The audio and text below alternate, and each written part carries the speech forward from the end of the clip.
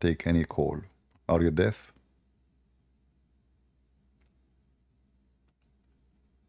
Oh, that mercy. At least not for now. First, we will start answering the Muslim for what he said, and then we will take calls. All right, I think we are live in Rumble already. Rumble.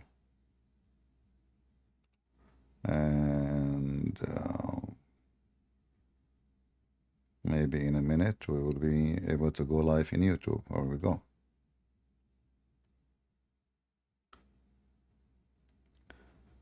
All right, shalom everybody. Peace of the Lord to all of you. I hope today you will have a good time.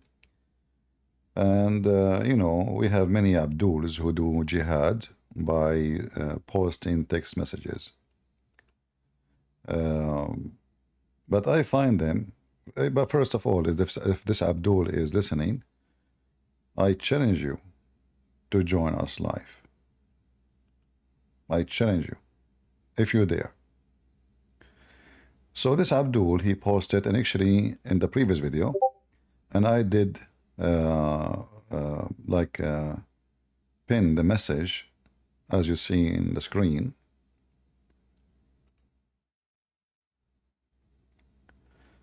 Sheikh Rohan, 50. Now he's a sheikh, you know, but the sheikh don't dare to shake his ass and come here so we can laugh. However, look what the Muslims they done, exposing their false prophet. I find that the Muslims are the best way to expose Islam. So he said some of the main Bible verses which are 100% cynic with Islam and far away from Christianity as follow. And then he quotes from the Old Testament, Deuteronomy chapter 6:4 and Mark 12:29. And here you see how stupid he is. He just said far away from Christianity, but he is quoting for us from Mark.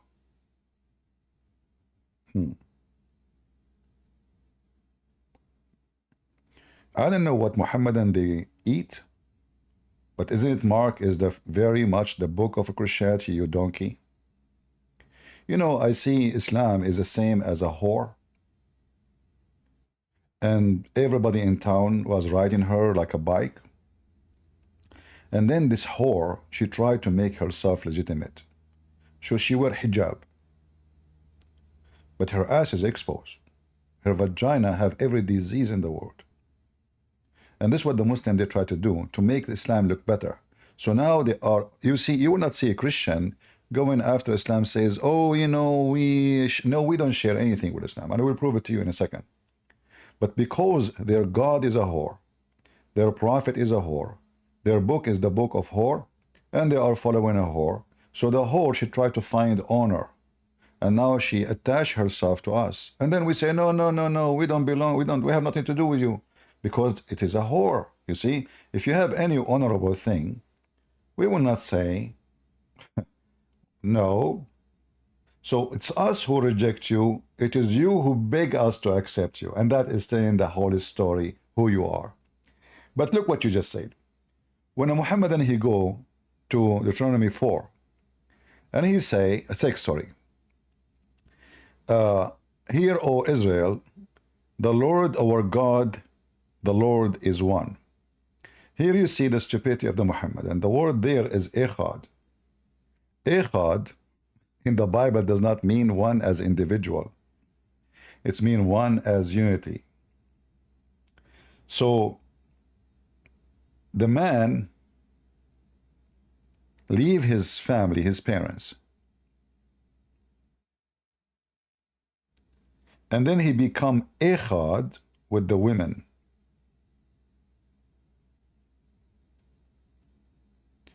Remember, the woman is not the man, and the man is not the woman. Those are two different persons in this scenario, right? So they will become one in the flesh.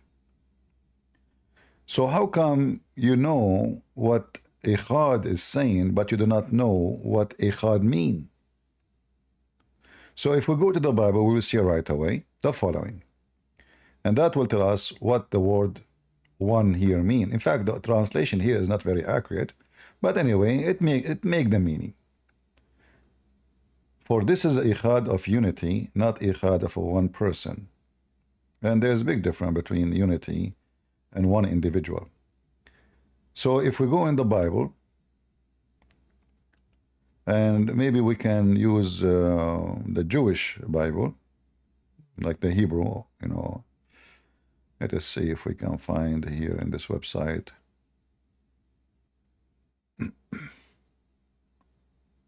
All right.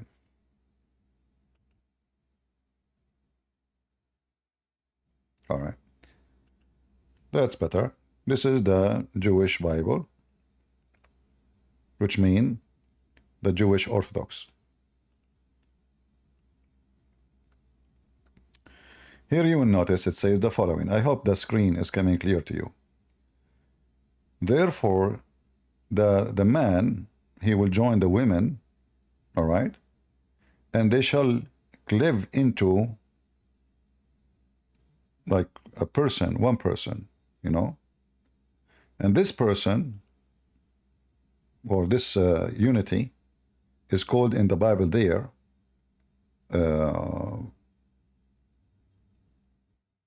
ikhad, as you see in front of you. So the two person, they are two individual, they are not one person in any way, in any mean. They are not even from the same family. They are a man and a woman, random man, random woman. When they get married, they become ikhad. So this is the verse you are quoting for us. It is about ikhad as unity, not ikhad as one person. So when the Muhammadan, he quote for us a verse, we laugh at you because you showed us that you are an idiot like your prophet.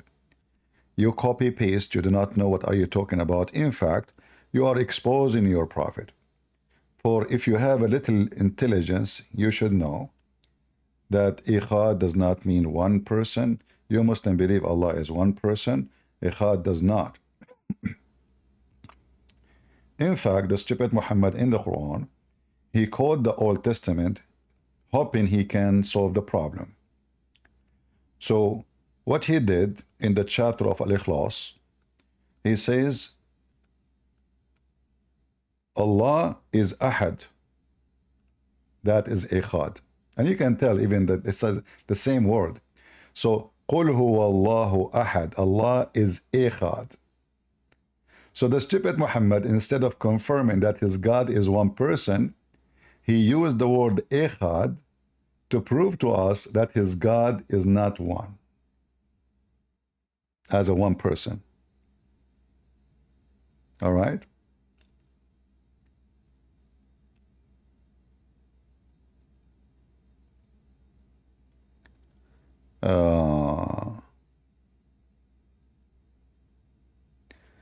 Somebody saying this is not correct. In Judaism, one ikhad is singular. Well, that is your stupid statement, because I'm showing you the Jews' Bible, not my own. The man and the women, they become ikhad. The man is a man, the women is a woman, they are two people. So when you say to me, no, it means singular, you are an idiot. Ikhad is a unity, because still they are two individuals. They are not, you know, we are not like a tree. You graft a tree into other tree, and now both tree become one. That never happened and will never happen. We are not one body with two heads, you know. This is, they are not two bodies. They are two bodies, not one body. So when somebody, he claimed to be smart, and I can show you even the Jewish dictionary, and you will see that you are just a fool. And as you see, this is the Jewish dictionary, the Orthodox Jewish Bible. They both will become ikhad. So in case you are blind and you say to me singular, that's because you are a fool, because how they are singular and they are two. They are two people, not one people. All right? And they will stay two. So the unity here is the unity by the blessing of the Lord. They are two person. They are ikhad as one. That is a unity, not one person. Then we continue for what he said. I think the first one is so clear. and the Abdul, he got himself busted. In fact, if you go in the Quran, you will never find in Arabic anywhere that the word Ahad mean one. Ahad always mean one of. If I take this word now and I copy it in front of your eyes and I paste it in the search engine, click search, bingo. Each time this word appear, you will see it mean one of. You can click at any of those verses. All of them is about one of many, not one as a one person. You don't use ahad to say it is one. The word one in Arabic is wahid. So Muhammad here, the stupid Muhammad, he copied echad from the Bible and he got himself into trouble because that would prove that he is himself, he do not know what he is talking about. He was trying to copy the Jews, thinking that the word mean one as a one person, but it does not. All right? So, and you can, you can look, chapter 4, verse number 52, and this is the word ahad. Click on it. We make no distinguish between any of them. This is what ahad is. One of. It's not about one person. You cannot use the word ahad for one person. The word one person is wahid. Ahad is one of. So Muhammad again is a fool. He tried to copy the Jews, copy the word echad, he put it in his stupid Quran, and now the Muslims are in trouble. And not to forget to mention, when the Muslims, they lie and they say that they believe in God who is one, they claim to be monotheist, but the second you start reading the Quran, as an example, chapter 21, verse number 17, you will see the stupid Muhammad, he says that Allah saying, if he wanted to have a wife, that the translation here says amusement, it is shows another Abdul translation. So if we intended to take a wife or a partner, we could surely have taken it from us. So us here is one or many. If the Muslim, he says as usual, well, us mean majestic, Allah he use we. No, hold on. Look, in the verse, Allah already he said we. And we will let it go with this we, because you Muslim, you say Allah he use we because it's more respect. So Allah he found himself insulted by being one. Do you see how stupid this religion is? So this God, he elevate himself by calling himself we, but according to Muslim, he is one. So it is elevating you to be more than one. It is downgrading you by being one. This is what Islam is saying to us.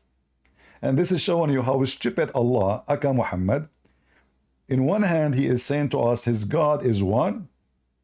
In the other hand, he says Allah is not satisfied with calling him one. He called himself we, for it's more respect.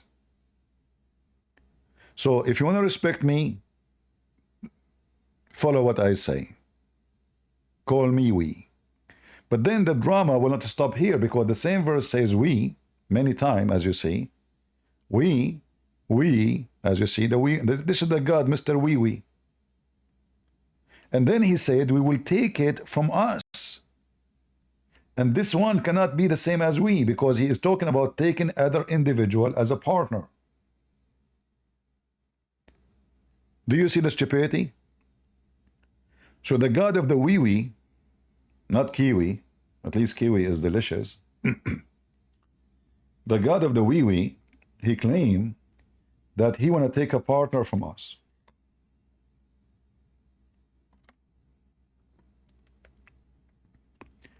So is Allah is one, or Allah is partnering with people who they are like him, or creatures like him? If you don't want to say people, he's a man. He's not a man. Okay, maybe he's a cat, I don't know. But he said he want to take a partner from us. And the second you say from us, that means they are your kind. You don't call the cat behind you us. You don't call the donkey behind you us. This is not us. Us is the same kind. So if a human And this is usually the humans say, us. Animals, they don't say us. Do they say us, Muslims? Like, do dogs say us? How, us? Okay. Everything is possible in Islam. So here you see that Islam cannot claim that Muhammadan, they worship one monotheist God, or the Quran contradicting that in a very clear method. Same time, if Allah is not a man, why is talking about taking a wife, you idiot? This is a term for a human being. Have you ever even heard a donkey saying, I'm going to take a wife? What wife? So if Allah is God, why he is talking to us about taking wife? And he confirmed that if he want to do that, which is possible, he will take it from us. So is us is exist? If the Muslim will say, well, this us is not exist, that means Allah is lying. He is fabricating an answer, does not fit with the question, and does not fit with the explanation, because simply either you have us, then we can consider what you said, or there is no us.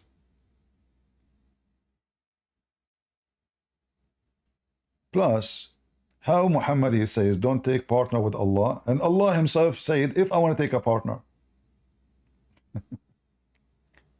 And why Allah want to take a partner anyway?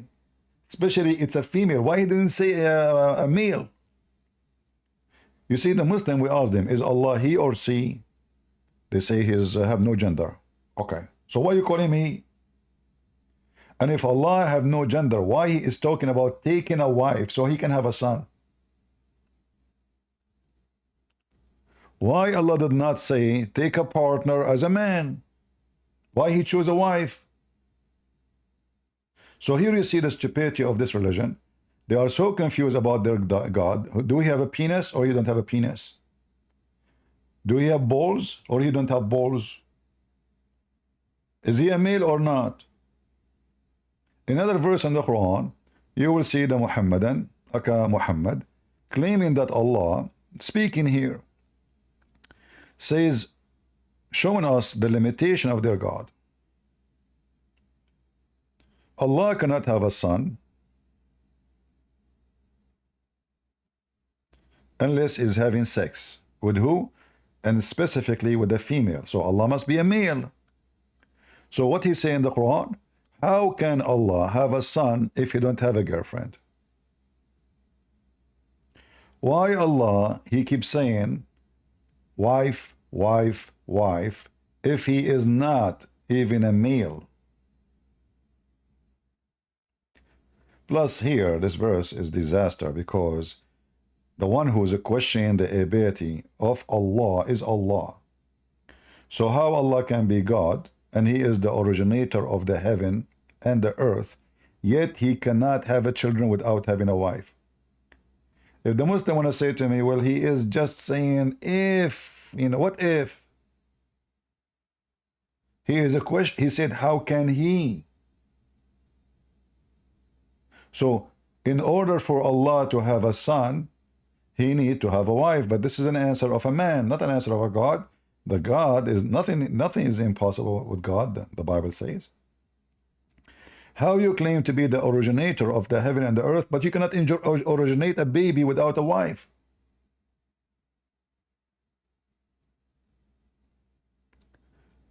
Do you see the stupidity?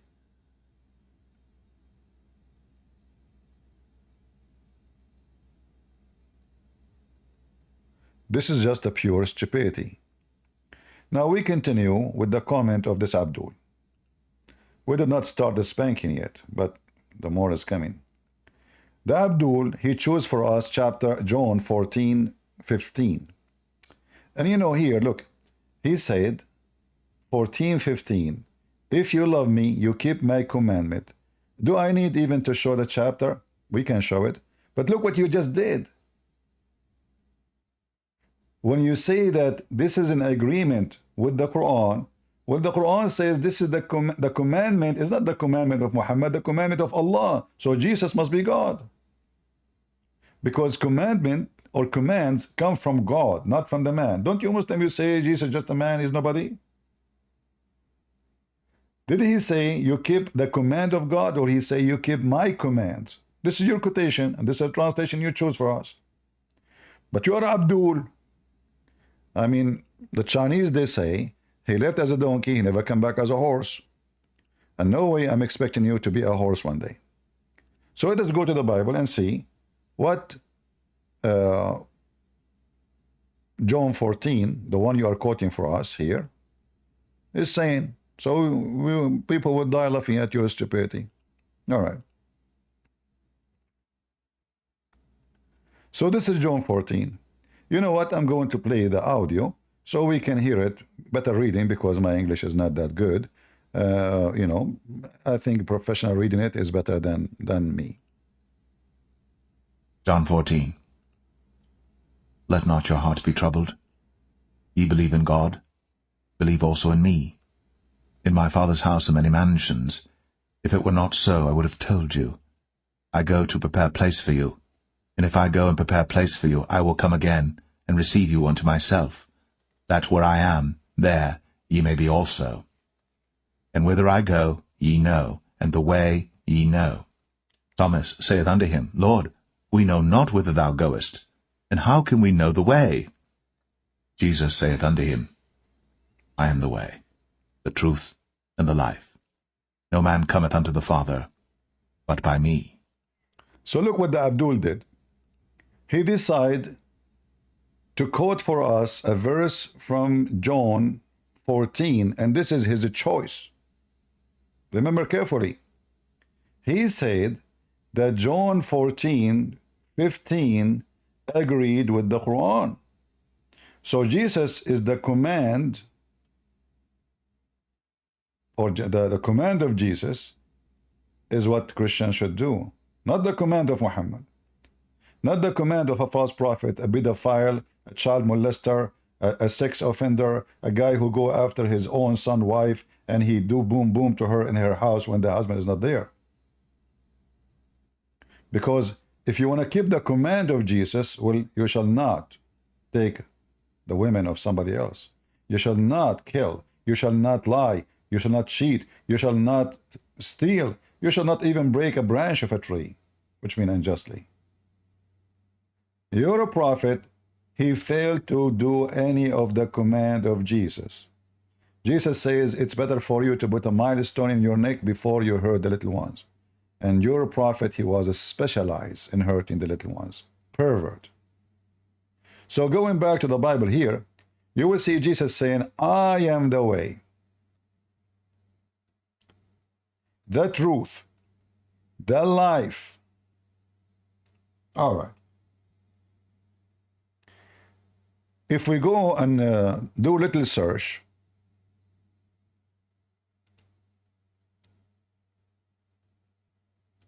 the 99 names of Allah.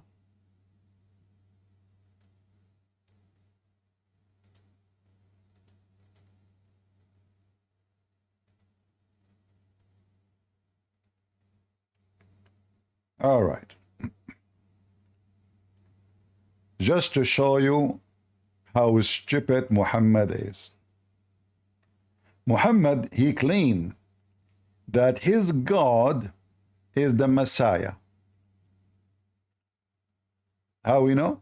Well, Jesus said, I am the truth. And this is your stupid God saying, he is the truth.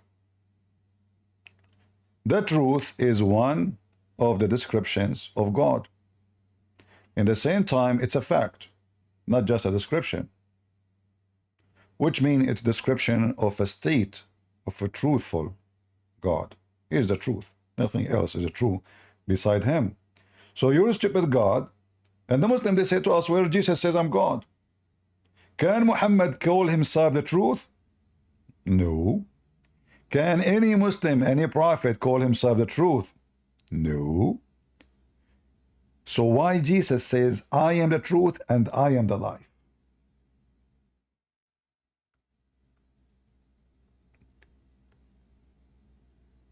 Jesus said, I am the resurrector, the resurrection. Allah said, I am the resurrector. Jesus in the Quran, he resurrects people from death. That is God. Allah could not resurrect anyone, including Muhammad, who died, and the mother of Muhammad, who Muhammad even cried to Allah to forgive her sin, and Allah said to him, no. According to Muhammad.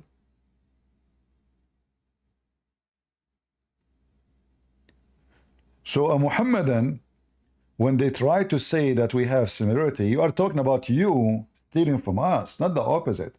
You are stealing the qualification of Jesus, trying to give it to your pervert God, who encouraged you to go and do boom boom with the children's, rape women and kidnap women, and not to forget to say, he said to you, you can lie in 3 cases, your friends, your wife, and your enemy. Who's left?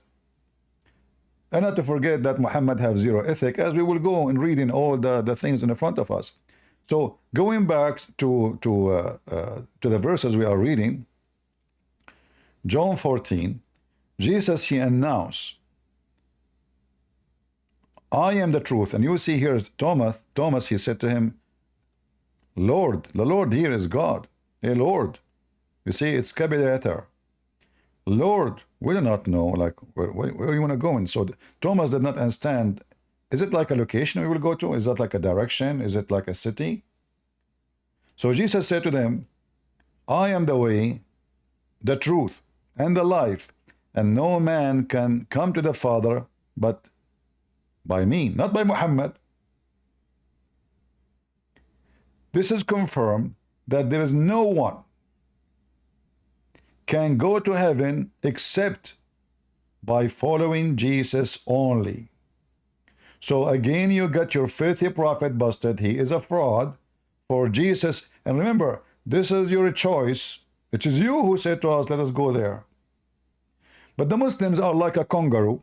Boing, boing, boing, boing, boing. So instead of, reading the whole chapter, the boing, boing Abdul, he decided to go do a kangaroo, and he go all the way to John 14:15. But John 14:15, even that one confirmed that Jesus is God, because this is his command.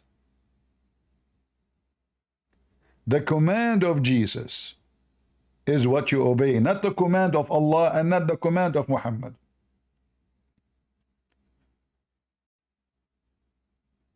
Jesus in verse number 7, he said, if you had known me, you should know my Father. So Jesus now, he claimed that knowing Jesus is knowing God. God the Father. Well, who can say that? Can I say, if you know me, you know God?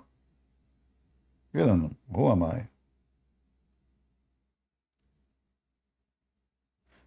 Philip says to Jesus, show us the Father, and that is, sufficient for us. Show us the Father. Look what Jesus said, and the filthy scumbags of the Muhammadan, they keep saying to us, Brother Sitter, I tell you, if you can tell me one verse in the Bible that Jesus said, beat me upon him, he said, I'm God, worship me. You see the scumbags? Read with me. So Philip, he says to him, the Messiah, he said to the Messiah, Lord God, show us the Father, and that is sufficient for us. Jesus says to him, have I been so long with you, and yet you do not know me? Philip? What Jesus is talking about? Philip is asking to see the Father. Jesus is questioning Philip, you do not know me? You do not know me, Philip? I'm with you all this time, you do not know me? He that has seen me, he has seen the Father.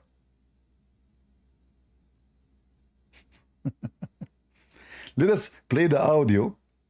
And again, Abdul, if you don't like the translation, we can change the translation for you, Potato. So seeing Jesus is seeing the Father. If ye had known me, ye should have known my Father also. And from henceforth ye know him, and have seen him. Philip saith unto him, Lord, show us the Father, and it sufficeth us. Jesus saith unto him, Have I been so long time with you, and yet hast thou not known me, Philip? He that has seen me has seen the Father. Whoever seen me, Abdul, he's seen the Father. So you stupid Abdul Muta boy, who your mother, she get paid to do muta. And then you say to us, why you are insulting? This is your religion. It's in the Quran. Your mother do muta. She get paid to rent her vagina. This is how the Muslims are. They feel offended for telling them what their Quran is saying. They don't feel offended for accepting the Quran, saying that to them. They feel offended when we say to them what their book is saying. Don't read our book. It's offending. So now, did Jesus confirm that seeing him is seeing the Father? God the Father? I challenged all the Abdul in the world to leave their comment, or even later to join us and tell us how by seeing Jesus we saw God. Still until now, Jesus never said he is God. So here's the truth. This is just in one chapter. He is the life. What do you mean you are the life? Are you saying you are alive? No, no, no. He said, I am the life.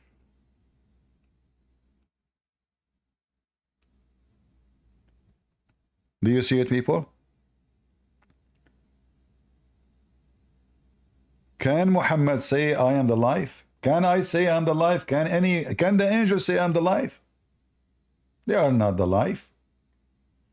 The life is the gift of God given to us from one who is the life himself. If you don't have something, you cannot give it. As an example, the Muslim, they believe Allah is not a spirit. So how Allah can give a spirit if he is not spirit? The Muslim, they say Islam is a spiritual religion. If your God himself is not a spirit, how you can even use that word spiritual? Do you see how hypocrite they are? In order to be spiritual, you have to believe in a spirit. Is your God a spirit? No. So when the Abdul, he come and he quote for us those things, I say, how embarrassing. You just got your prophet busted and spanked with no mercy. And now I have to wash my hands. I mean, I don't know. I think we should make a museum for how many images of a spanking on the butt of your prophet. So knowing Jesus is knowing God. Seeing Jesus is seeing God. And Jesus is the truth and he is the life. We did not even finish the chapter.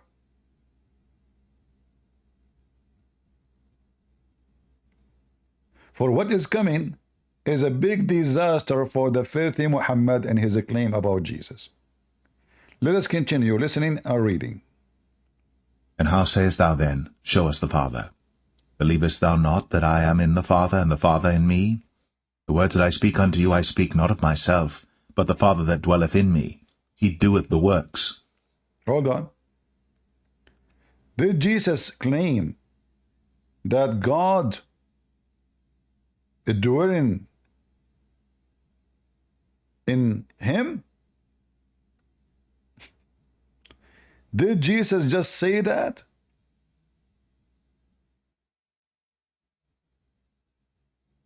Did he just say, I am in the Father and the Father is in me?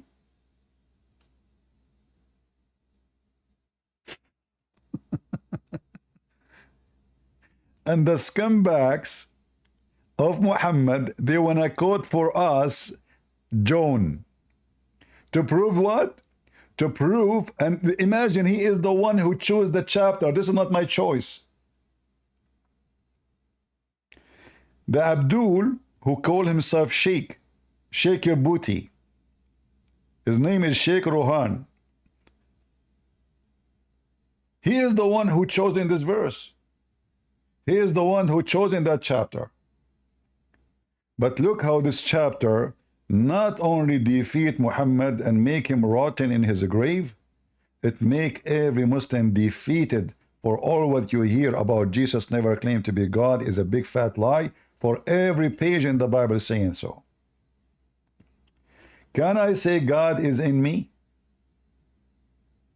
Can I say that the one who see me, he see God?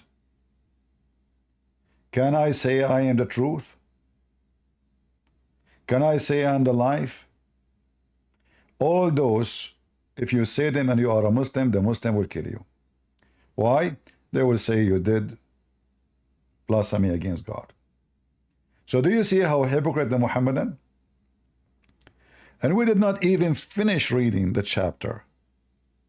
For all of it is proven to us that Jesus the Messiah, our Lord, is the Lord of Lords and the King of Kings. And here, by the way, I don't want to skip verses here. The Muslims, they say this is about Muhammad. How many times, and I will go to the verse he was quoting for us. How many times we heard the Muhammadan saying that the Bible speak about the Comforter and the Comforter is Muhammad? We heard it many times, right? They have a billion video about that. Suddenly Muhammad is the Comforter. Muhammad, he comfort nobody. Even his wives, according to the Quran, they were so upset from him. How he can be the Comforter? Is that when he chases children to have sex with them? He comfort who exactly? But we will go and we will continue reading the verses so we can reach to that point. Believe me that I am in the Father, and the Father in me, or else believe me for the very work's sake. Verily, verily, I say unto you, he that believeth on me, the works that I do shall he do also, and greater works than these shall he do, because I go unto my Father. And whatsoever he shall ask in my name, that will I do, that the Father may be glorified in the Son. If ye shall ask... Hold on. We ask for miracles in the name of who? We pray asking in the name of who?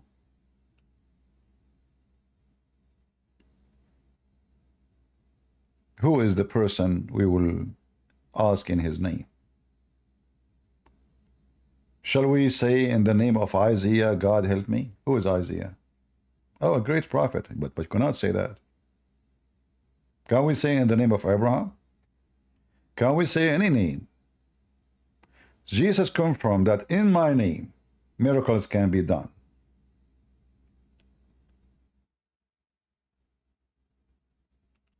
Jesus, he make it so clear that will I do that is that the Father may be glorified in the Son. So Jesus now again he announced that he is the Son, not just a son, the Son. And that is the Father. And when the Messiah, he do his power, he show his power, everybody will glorify the Father and will glorify the Son. So then you ask in the name of the Messiah. You ask who? You ask the Messiah. You pray to the Messiah. I will do it, the Messiah said. And now we go to the verse which the Abdul he quote for us. If you love me, keep my commands.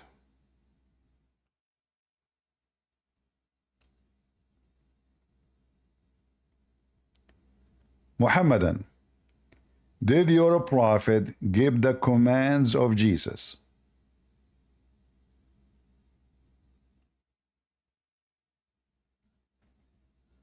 Any Muhammadan?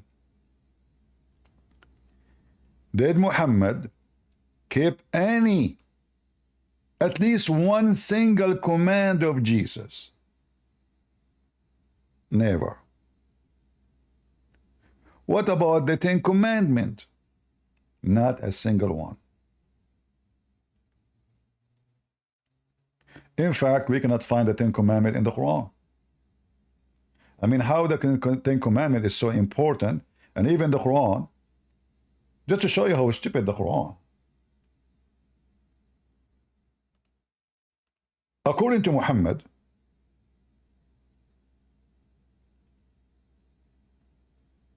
which not his real name,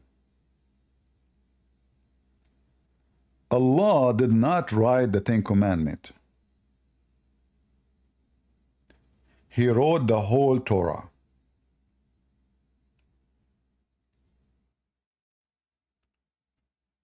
Can you believe it? I feel sorry for Moses. How many rocks Moses was carrying? How many trucks?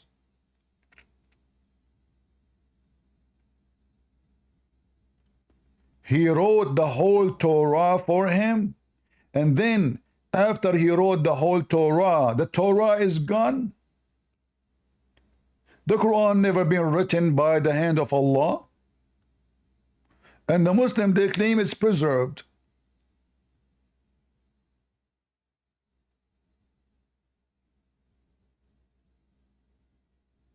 But the Torah is not. If we go to the books of the Hadith, we will find the following.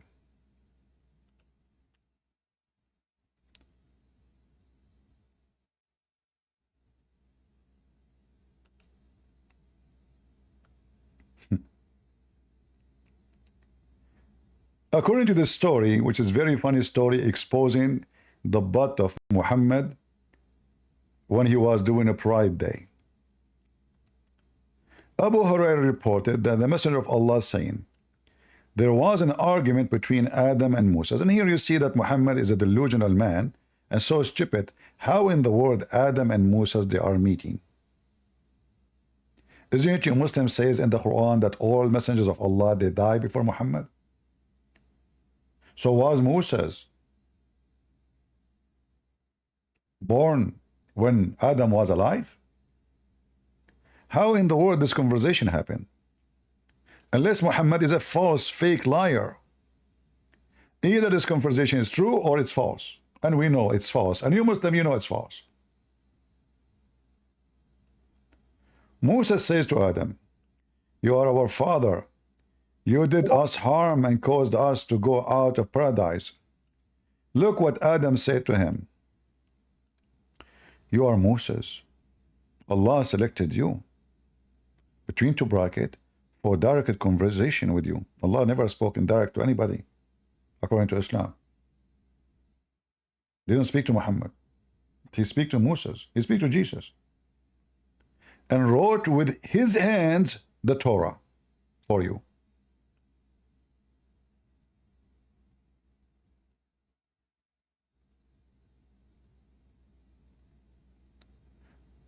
Aren't they in heaven? No. You know, Muhammad, he made it clear that all messengers are going to be resurrected in the day of judgment.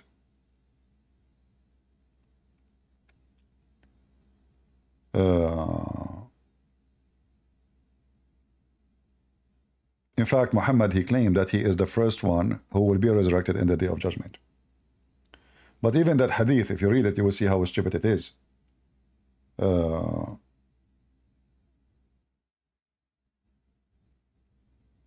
us see if I can find the hadith in English.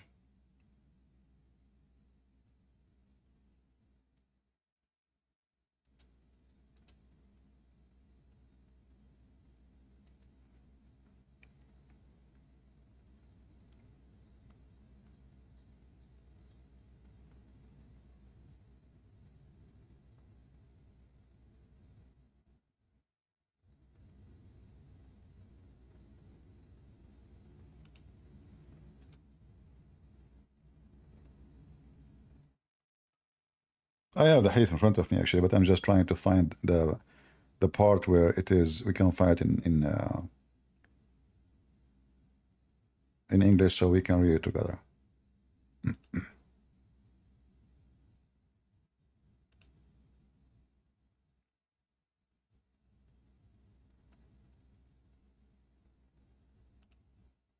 Let us see.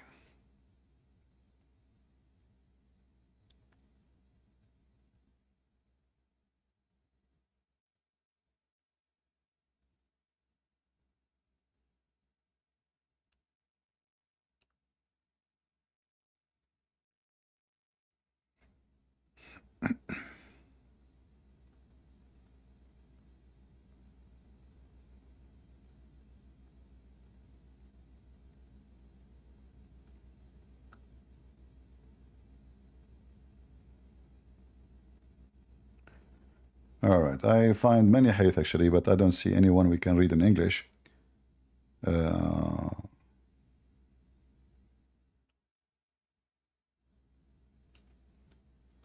me see this one.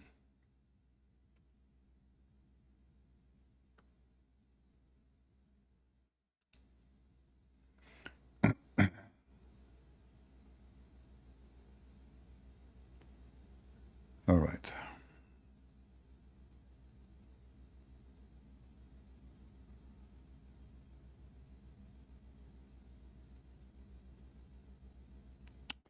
All right, I think this one we can find in English. Let us try.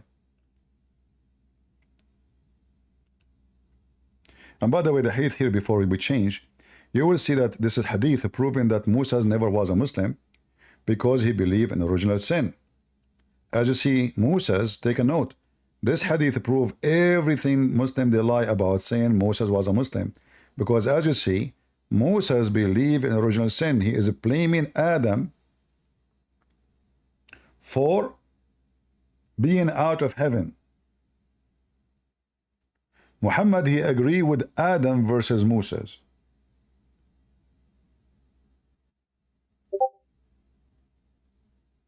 So Moses here got every Muslim busted. And remember, this is Moses now is dead.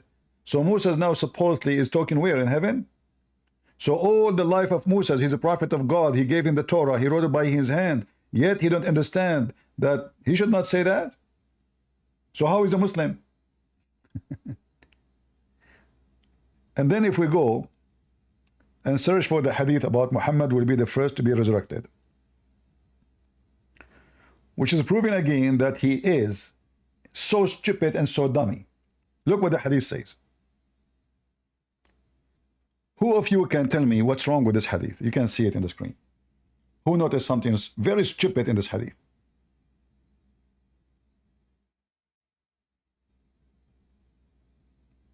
Anyone can tell me? I'm reading Rumble, YouTube, and Discord comments. Who noticed what's wrong with this stupid hadith in the story of Muhammad, which is proving again that Muhammad is a certified idiot?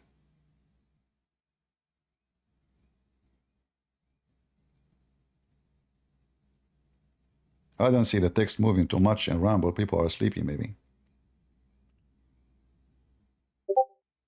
Moses is there, but what Moses doing? Look how stupid this donkey. He just said he will be the first person to be resurrected, but then he said Moses will be holding the throne.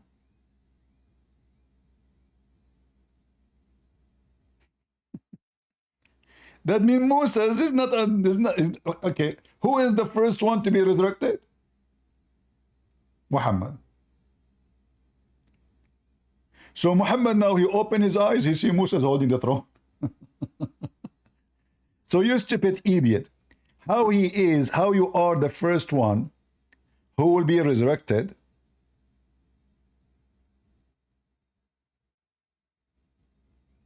and Moses is there.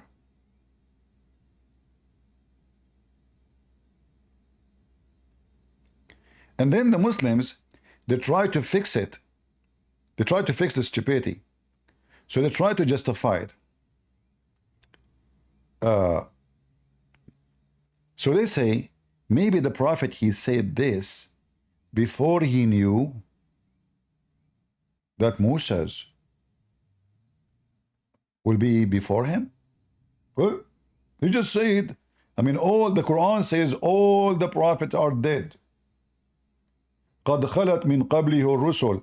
All the messengers, which is a contradiction because is Jesus supposedly is dead too?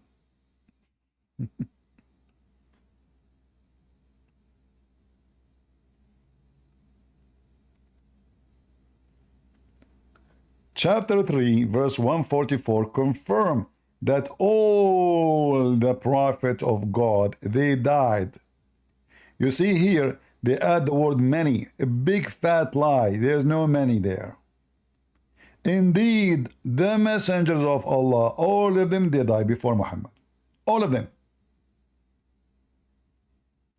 And that means Jesus did too. Stupid Muslims. Stupid Muhammad. And then Muhammad, he woke up in the day of judgment.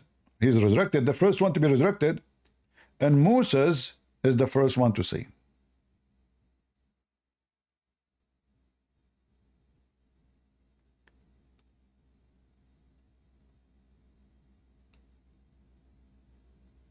In different hadith, Muhammad, he said the following. You can take notes, all right?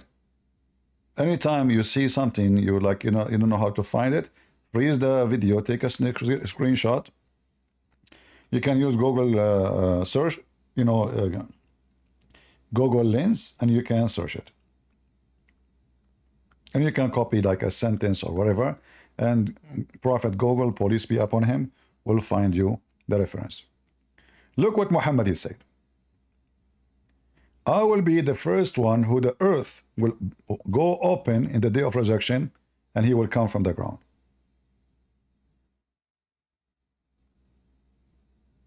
And he is going to be the first intercessor. But the Quran says, no intercession.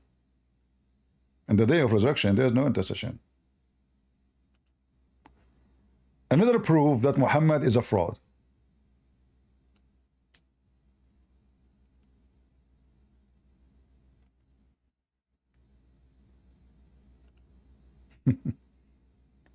In the day of judgment, when a person shall not avail another, nor will intercession will be accepted. So intercession of Muhammad can work only before he die, not after he die, not in the day of judgment. The verse is so clear. Do you see it? People, do you see what I'm showing you? Do you see how stupid, how the fraud, false prophet, he exposed himself? It's so clear that in the day of judgment, there is no intercession. If the Muslim, they say, oh, this is say this, but there's other one says that, would this be a contradiction? And the Quran says, if this is a book made by other than Allah, you just found that this book is not the book of God.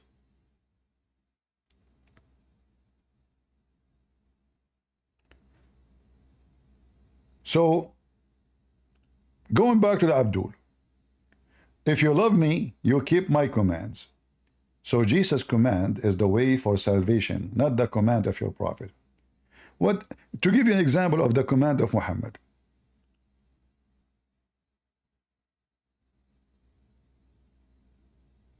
Just to give you an example.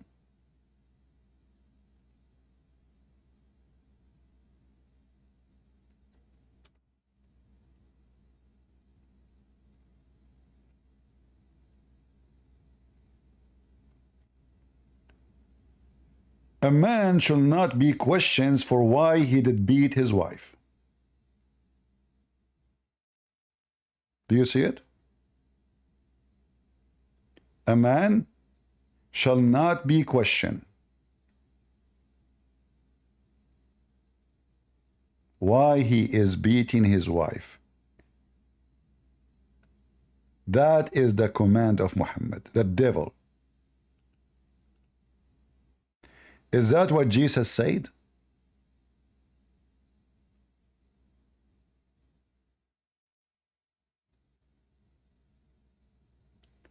Is that what Jesus mentioned?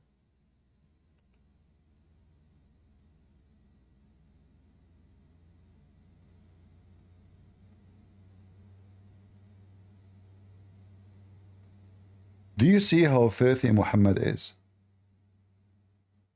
Not to forget to mention all the crimes he did.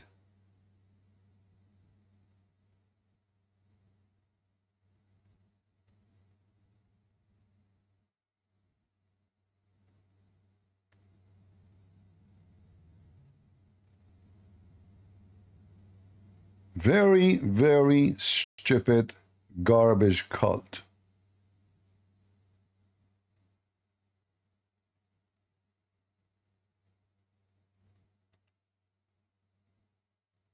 A prophet of God, the Muslim, they say Islam is a mercy. So the mercy is not to ask a man why he's beating his wife. So the man now he have no one can ask him why you are beating your wife. So in Islamic country, if they want to practice Islamic law, the women she called the police they will say we cannot ask him, this is his right. Who is the women in Islam?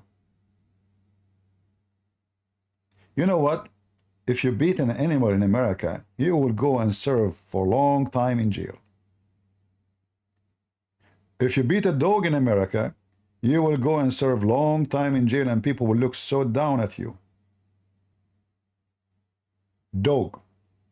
Which means a dog in America have way better right than a woman in Islam. Your mother, she is not equal to a dog in Islam.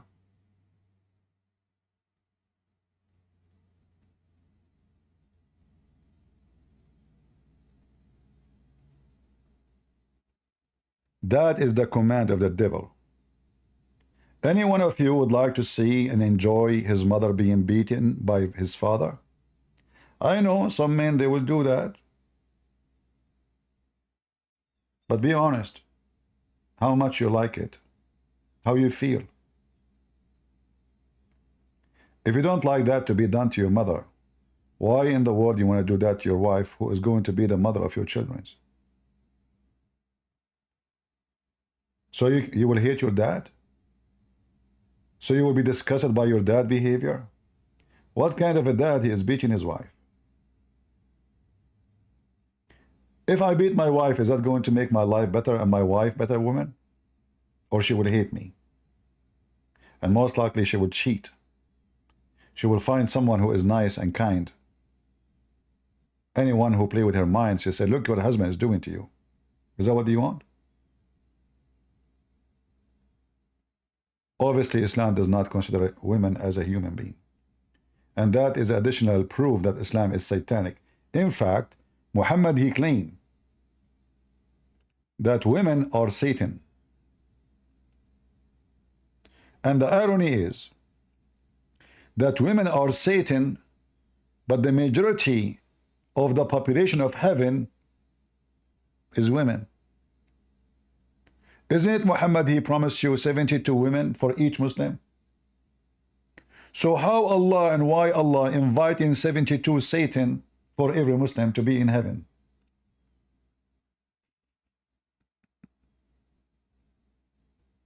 Do you see the stupidity of this guy? If women is a shaitan, then how the majority of the population of heaven is going to be women? 1 to 72 at least. 72 is the reward for the bad Muslim.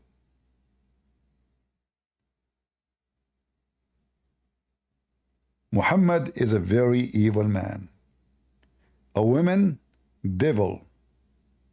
Advance and retire in the form of a devil. Why Muhammad saying that? He was looking at the women. Who is the devil? The woman, she is not in the beach wearing bikini. She is not in the naked beach. She is wearing burqa. But look what happened here. All the claims of Islam about women wearing what they call decent clothes did not prevent Muslims from acting like animals. The woman, she is walking. She did not do anything wrong. She is not naked. She did not flirt. She's just walking by. Muhammad was sitting with his friends.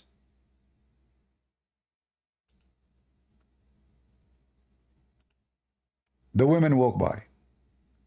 As simple as that.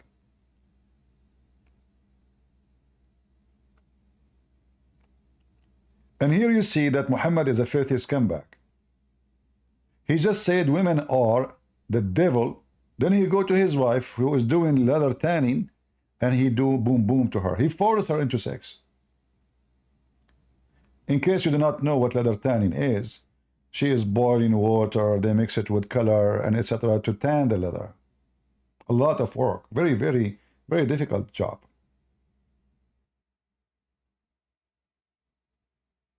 What Muhammad do? So he look at the women and he go to his women. Now I want to ask you, what Jesus said about looking at a woman, she is not yours. You are married. Remember, Muhammad, he had many wives.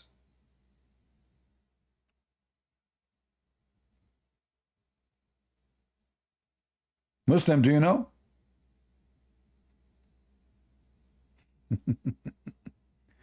Based in what Muhammad did, and the story is documented by you, Muhammadan, well, Muhammad is going to hell. And we know Muhammad never repented for what he have done. If we go to Matthew,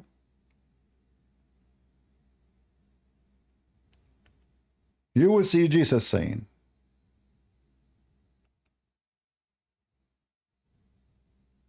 but I say to you, to anyone, to you, all of us, anyone who even look at a woman with lust has already committed adultery. And this is what we do. Men, they look at women in lust. I cannot exclude myself, because men, they do that. They get tempted and they look at women with lust. But this is not the way of salvation. And remember, Muhammad is not me. Muhammad is the prophet of Islam, the best of mankind, according to Muslims.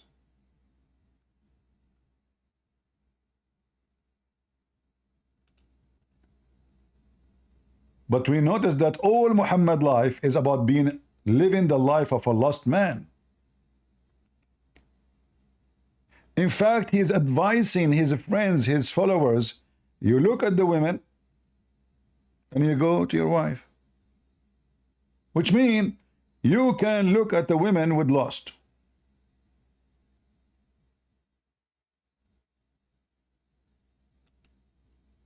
He did not say don't do that. He gave them the command, you should do it. Look at the women. You like this woman? Look at her. And go doom, boom, boom to your wife. That is Muhammad. So when the Abdul, he said that Jesus said, you keep my commands. Did Muhammad keep the commands of Jesus? Did Muhammad keep the command of God? Is he being a decent man? Especially he is not single. You see, if Muhammad was single, I would say, okay, you know what, single. I mean, this guy, he have a desire. The lust overcome him. He got weak. We always justify our sin. But this guy, even that option is not there, because he have women. He have many women. For how long Muhammad was staring at the women, but until he reached the point, he have to do it right now. He left his friends. Imagine his friends is sitting with him.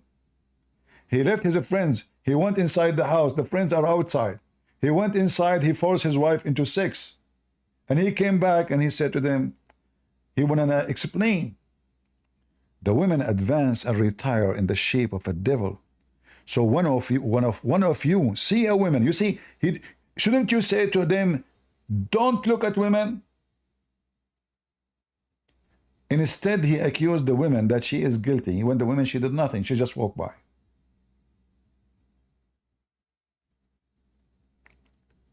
Do you see how filthy Muhammad is? And going back to John 14, when the Muslim, they say that the comforter is Muhammad. I will pray my Father, I will pray the Father, and shall give you another comforter, that he may abide with you forever. Is Muhammad alive with us forever, Muslims? Is Muhammad was sent by the command of Jesus? If you accept this, that means Jesus is the one who sent Muhammad. And then if we read one verse more, we will see that this is a spirit. This is not even a man. The stupid Muslims, they jump and they say, oh, the comforter, that's a Muhammad. Muhammad comfort nobody. He will go, he saw a woman in the street. He jump on, he want to jump in his wife. He comfort nobody. He is a person who is evil. We continue reading. Even the spirit of truth. Is Muhammad the spirit of truth? Whom the world cannot receive, because it's seen him not. Nobody can see. Neither know him. Read, Muslims, read. But you know, you who? The Christian, the disciple. For he dwelleth with you, and shall be in you. The fraud of the Muslim, they say that this is Muhammad. Muhammad, he dwelleth in us.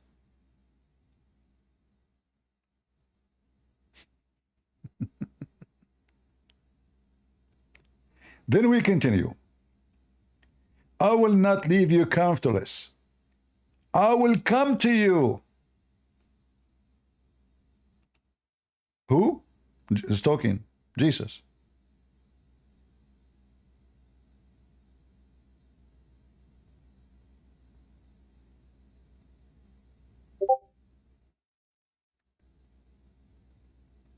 And then Jesus said,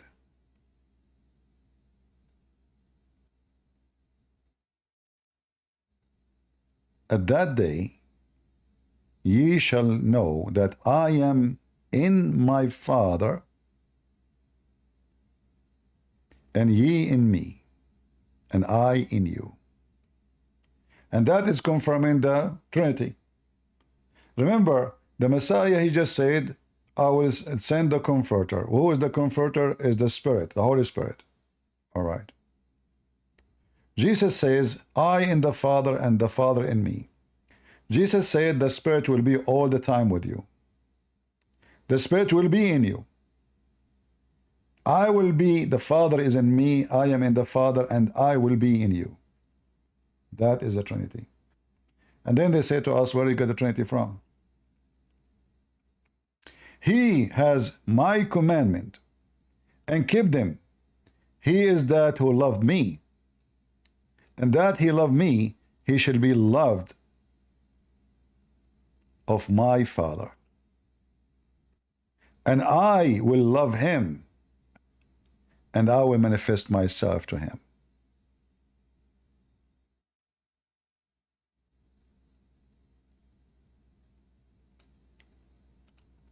Do you see the huge difference between the stupid Quran? And then, just to make it shorter, verse number 26 says, but the Comforter, which is the Holy Ghost,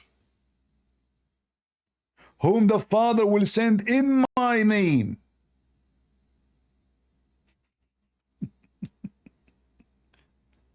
So Muhammad now is the Holy Ghost, and he was sent in the name of Jesus? You bunch of scumbag, Abdul. By the way, I take the word scumbag back. I mean, scumbag is a bag. It's useful. What is the use of you? Liars, fabricators, fornicators, criminals, killers, pedophiles.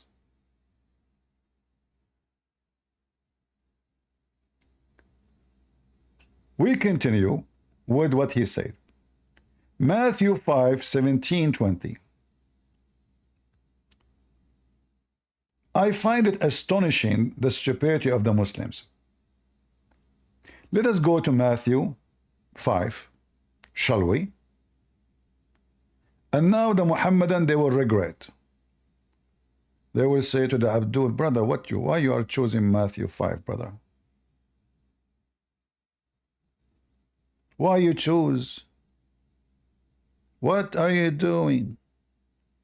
Are you an idiot or what? So Abdul, he decided to support his false prophet, and he chose him for us verses of his choice, claiming that those they match with Islam. I like that. Let us see what Matthew 5 says. Remember, Abdul, that was your choice. It's not us who choosing it. It was you.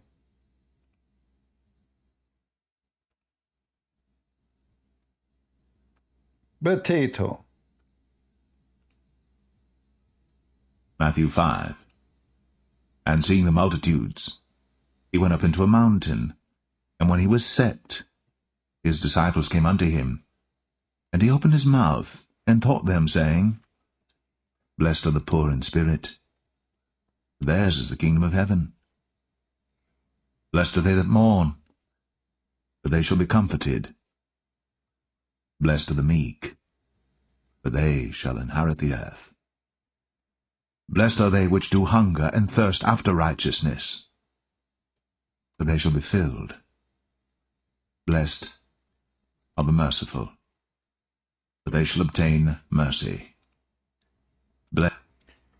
Was Muhammad a merciful man? Was Muhammad a merciful man? Any Muslim can tell us.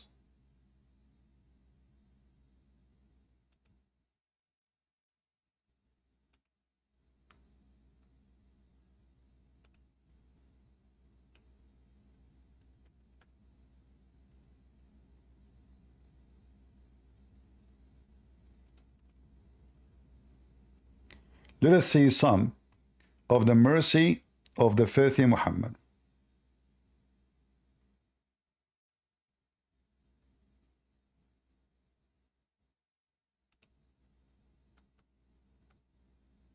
Some people raided the milk. By the way, those people, they are not criminals. Those are people who converted to Islam. Muhammad, he told them, let your camels join our camels. So he took their camels.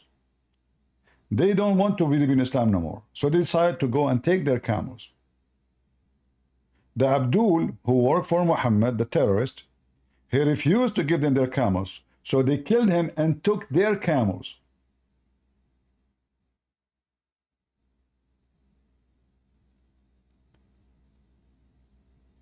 What Muhammad he did? He cut their hands, he cut their feet, and he crucified them, and he gouged out their eyes. Do you see it? Do you see the merciful Muhammad?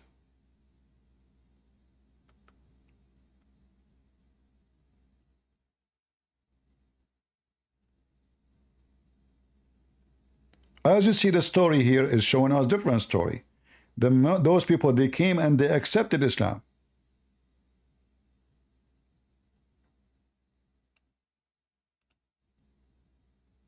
And remember, the story is given to us by the Muslims. Muslims, they will never make the story look ugly when it's come to their prophet. They will try to make it look the best to show you how good the prophet is. What Muhammad did, let us say for the sake of argument, those people are really criminals. Why Muhammad is torturing? They killed the man, kill them. Look what Muhammad did. They were brought and he had their hands and feet cut off. Imagine, guys. Imagine the filthy Muhammad. He is watching the merciful Muhammad. Remember, this is the merciful Muhammad. He brought those men. He cut their hands and their feet, all their hands, all their feet. And he crucified them. And then he brought nails and he put it in fire.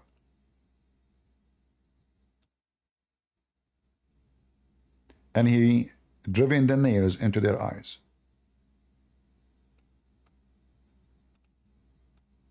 Do you see it? This is the merciful Muhammad. So what Jesus said?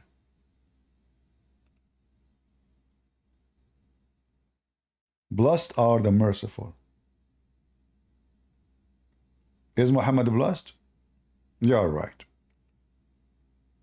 Blessed are the pure in heart, for they shall see God. Blessed are the peacemakers, for they shall be called the children of God. Is Muhammad a peacemaker? Let us check it out.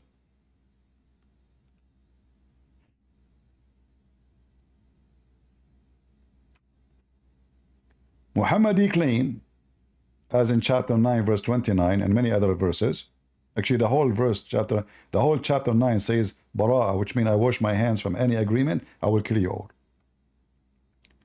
I've been commanded to kill all mankind, Muhammad said, until they say there's no God but Allah and no prophet but Muhammad, and they pay me the zakat, and they pray as I pray, and they eat as I eat, and then and only then they will save themselves and their blood and their property, which means their women, their houses, from my hand. That is the beast Muhammad. The only option for you to be saved from the filthy scumbag Muhammad, if you say the Shahada, if you pay the money to Muhammad,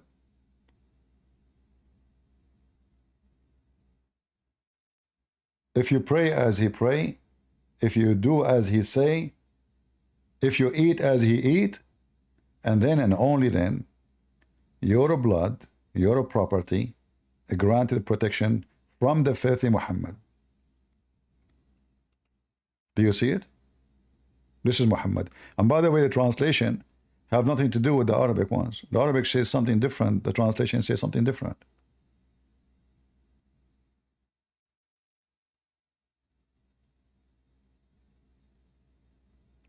Is that how you make peace? The scumbag Muhammad, he said. You know, the Muslim, they claim that the Jews, they claim that they are the best of mankind, the chosen people of God. But the Quran says that Jews are chosen people of God. Muhammad here was copying the Jews, trying to be hypocrite of the Jews. The liars in every YouTube channel, they say the Jews are racist. They say they are chosen people of God. They think they have a blue blood.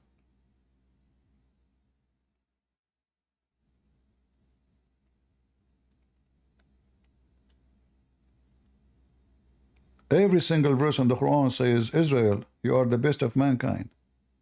Read it.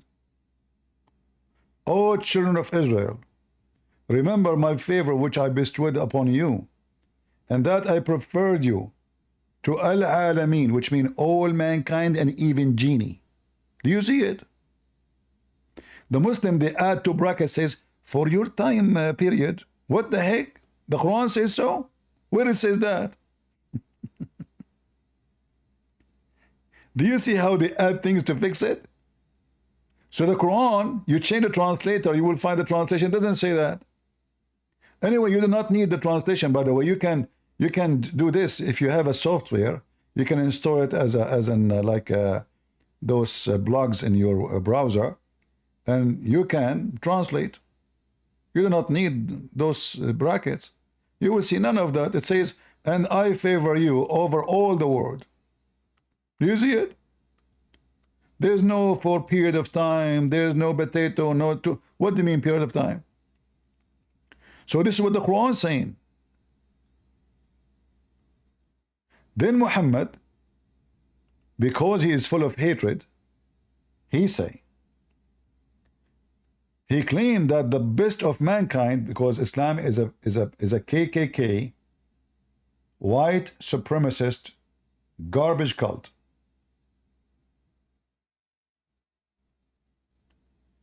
He said to them, you are the best of mankind. What the best of mankind will do?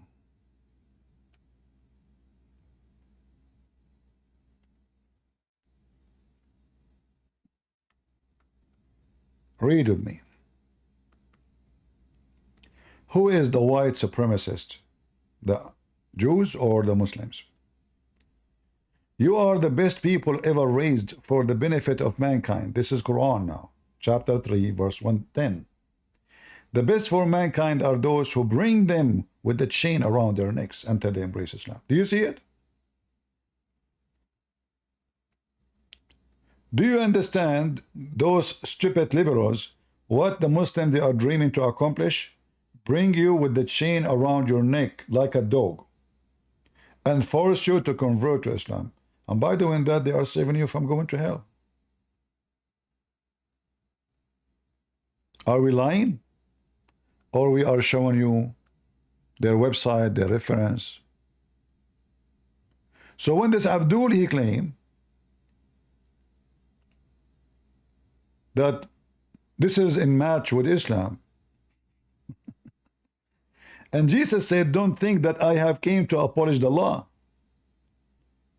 Well, is the law of Jesus is to have sex with the children's and to take your son's wife and to cut the hands of people and to tie women like the story of Qurfa. Muhammad, he tied her between two camels and he flipped her two pieces alive. Is that the law of Jesus? To be evil? Just because she opposed him, she don't want to believe in him? A very old woman? And they say to us that Muhammad was a mercy. In fact, I saw a cartoon made by this gentleman. His name is Asir, I think, Asir. He made cartoons. The story of Qurfa, you can watch it. Even though there is some details, I find it not too much accurate because it was Muhammad who commanded.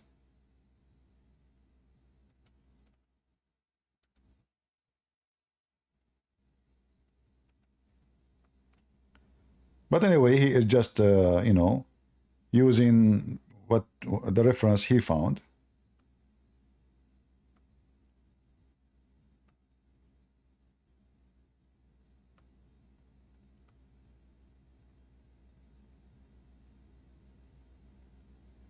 Yeah, I found the video here. So this is a video. I don't know if this guy is an ex-Muslim or not. I don't know who's he.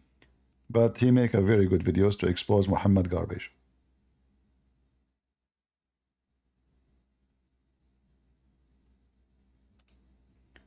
The benefit of drinking the blood urine of our holy prophet. This is what Jesus teaches, huh? You pagan Abdul. The blood urine of the prophet. The blood urine. So the blessing of Allah went all the way to the penis of Muhammad and his urine? Or to his butt?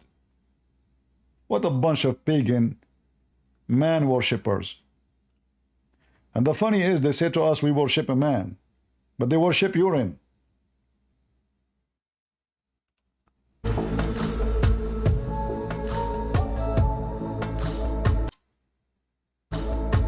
I'm going to mute this, the sound, the music. So this is the reference. You can read the story. You can stop the video and you can see the story and you will see how what Muhammad did. Ahmed raided Wadi al-Qura where he met Banu Fazara. They fought and several Muslims were killed, and Zayd was injured but able to return to Medina. The leader of Banu Fazara was Qurfa.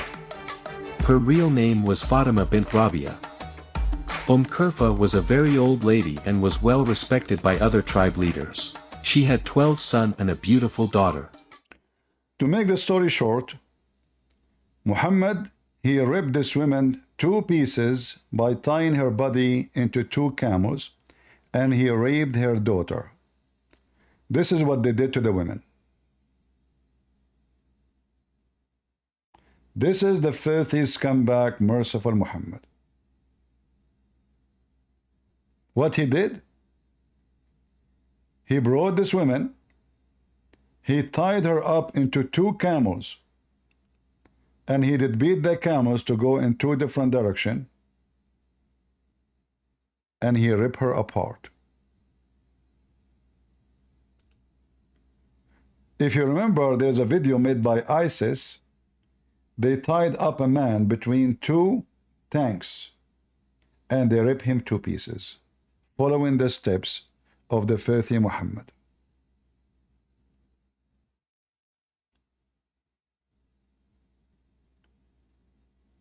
And yet the Muslim, he says to us that there is things we share together. We share nothing with the devil, Muhammad. Blessed is the poor, Muhammad became so filthy rich. Blessed is the peaceful, Muhammad, he was a war criminal. Blessed is the one who loved, Muhammad, he hate everybody. Muhammad, you know, everything. I mean, the pure heart, Muhammad, his heart. Muhammad, he went to the house of his son and he claimed that Allah, he lifted the curtain. He saw her naked and he said to her, Subhanallah, mu'allif al-qulub. My Allah made me, my heart, I have lust for you now. And then the wife, because she is a whore. This is the story of the Muslims. This is the version of the Muslims. Imagine. So we do not know really what happened. I believe strongly Muhammad already sleeping with this woman for a long time. He married his son to this woman so he can go to the house when the husband is not there. Did you ask yourself why Muhammad entering the house if the son is not there? And if he entered the house and the son is not there, that means he considered himself the father. Because that give him the right to enter the house. So did Muhammad the father consider himself a father and he was decent and he stopped himself from flirting with the women? Because even if Muhammad saw the women naked, totally naked, how that can make it legitimate for Muhammad to praise the women body, claiming that he have lust for her, and he said that loud so she can hear it. Let us say I committed sin in my heart. I saw a woman, I should not look at her, I should not consider her, I should not have lust for her. But how I can explain that I say loud with my voice, with a clear voice, I admire your beauty and I want you. In the top of that, Muhammad claimed that it is Allah who made this happen. And then Muhammad, the coward, he claimed that Allah told him, hey, Abdul, Zayd, your son came to you. After Zayd, he heard the story from his whore wife.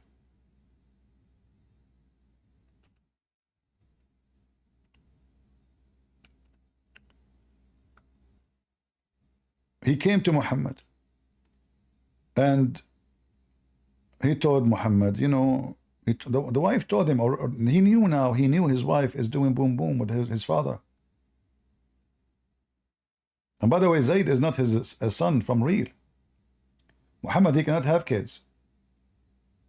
Muhammad cannot have kids. So this is adopted son.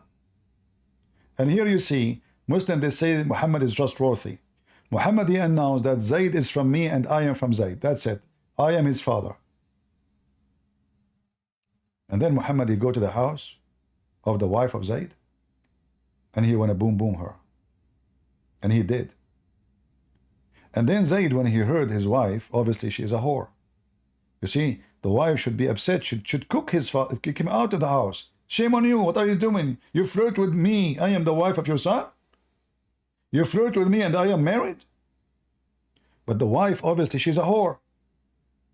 Which one is better, to be the wife of this man or the one who is the king of the Arab? She's chosen the king, not the adopted son.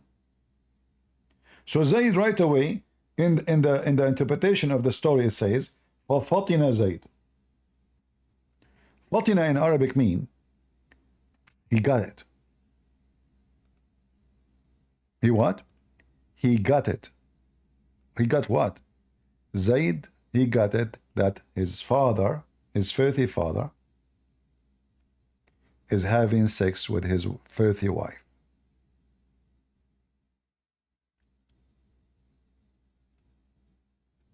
And then right away he went to Muhammad and he said to him, I want to divorce her.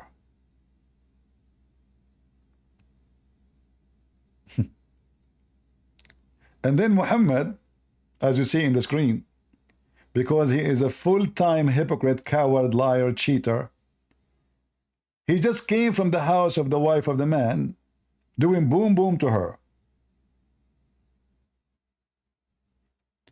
He said to the man, after he said to him, hey father, I want to divorce her.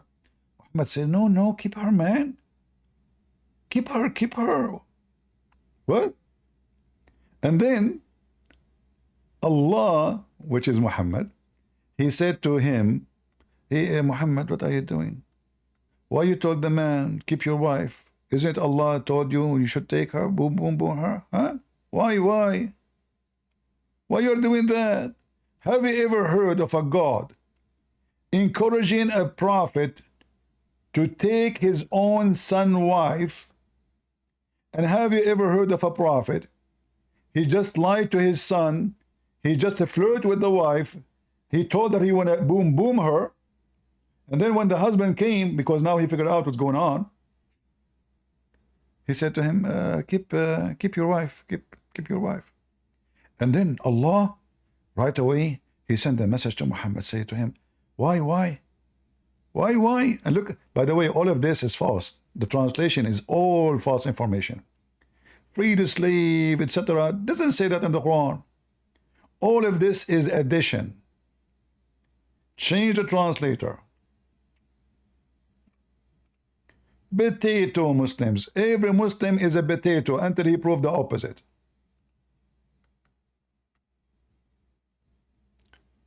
O Prophet, lo, we have made lawful to you, lawful into you, the wives. Okay, what? Okay, this is the. So Allah, He made lawful for Muhammad all those people. Okay, all those women to if. Is that enough for Muhammad? No. He wanna have his own son wife. All the women he have in the bed, 25 wives, thousands of sex slaves, is not enough for Muhammad.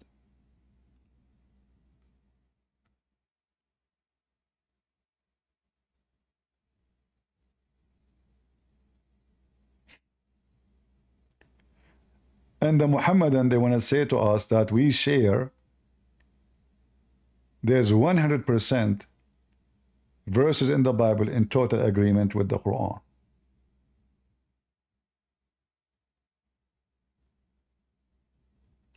This is what this Abdul, he said. So Jesus did not come to abolish the law, for this is his law.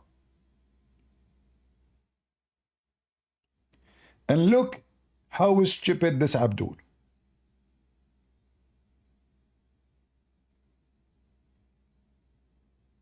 He quote for us from Matthew chapter 5, verse number 17 and 20. Remember, this is his choice. How wise the Muhammadan when they choose something.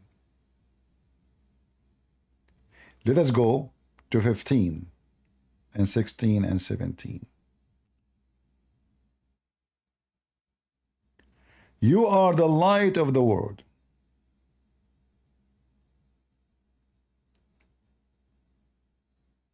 Abdul, this is Matthew 5. Who are the Christians? Who are the disciples? You are the light of the world. A city is set on a hill, cannot be hid. Neither do man light a candle and put it under, a cover. Look at the wisdom, look at the love, look at the amazing speech of Jesus. Muhammad was trying to make a rabbi music, which is stupid, make no sense. I find it very astonishing that this Abdul, he chosen for us this chapter to talk about something agree with the Quran. Was the disciple of Jesus the light of the world? Or Allah or Muhammad? The Quran says Allah and Muhammad. Jesus says you are the light of the world. Let your shine, let your light so shine before men that they may see your good work and glorify your Father which is in heaven. Think not that I came to destroy the law or the prophet. I am not come to destroy, but to fulfill. So Jesus is the one who completed the law, not Muhammad. And this Jesus, why he would destroy? This is his law. So Jesus, he fulfilled the law. There's no need for Quran, there's no need for Sharia law, and this was your choice, you idiot. You are the one who chose those verses for us. Did Muhammad fulfill the law of Jesus? I challenge them, any Muslim, who is a Muslim would like to join us? I will open the mic for Muslims. Who is a Muslim can join us and tell us one thing Jesus said about fulfilling the law and Muhammad did not break. We have the 10 commandments. Any Muslim?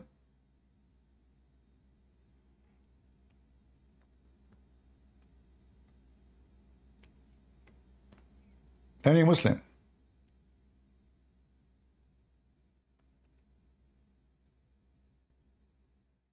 Cowards. But look what Jesus said. Listen carefully. Say all manner of evil against you falsely, for my sake. Rejoice. Blessed are the peacemakers, for they shall be called the children of God. Blessed are they which are persecuted for righteousness' sake, for theirs is the kingdom of heaven. Blessed are ye, when men shall revile you and persecute you, and shall say all manner of evil against you falsely, for my sake. Rejoice, and be exceeding glad, for great is your reward in heaven. For so persecuted they the prophets which were before you. Ye are the salt of the earth. But if the salt have lost his savour, wherewith shall it be salted? It is thenceforth good for nothing, but to be cast out, and to be trodden under foot of men. Ye are the light of the world. A city that is set on an hill cannot be hid. Neither do men light a candle and put it under a bushel, but on a candlestick, and it giveth light unto all that are in the house. Let your light so shine before men, that they may see your good works, and glorify your Father which is in heaven. Think not that I am come to destroy the law or the prophets. I am not come to destroy, but to fulfill. For verily I say unto you, till heaven and earth pass, one jot or one tittle shall in no wise pass from the law, till all be fulfilled. Whosoever therefore shall break one of these least commandments, and shall teach men so, he shall be called the least in the kingdom of heaven. But whosoever shall do and teach them, the same shall be called great in the kingdom of heaven. For I say unto you, that except your righteousness shall exceed the righteousness of the scribes and Pharisees, ye shall in no case enter into the kingdom of heaven. Ye have heard that it was said by them of old time, Thou shalt not kill, and whosoever shall kill shall be in danger of the judgment. But I say unto you, Muhammadan, how many people Muhammad he killed?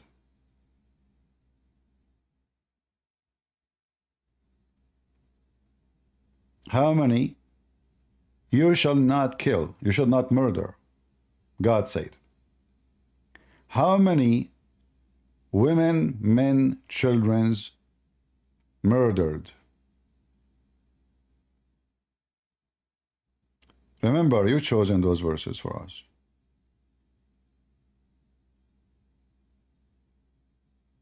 It was your choice.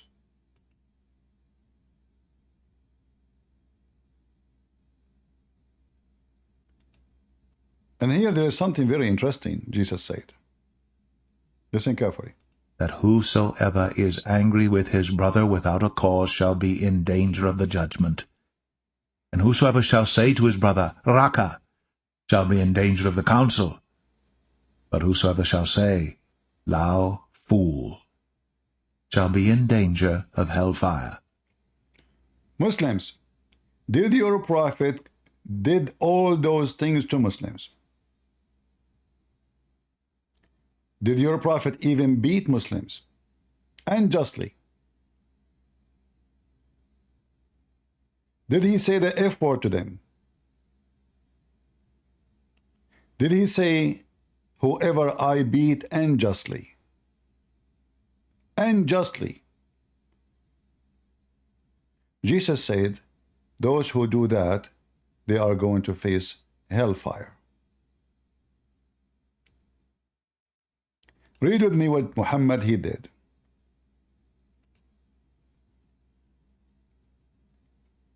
Remember, Abdul, it was your choice to choose those verses for us.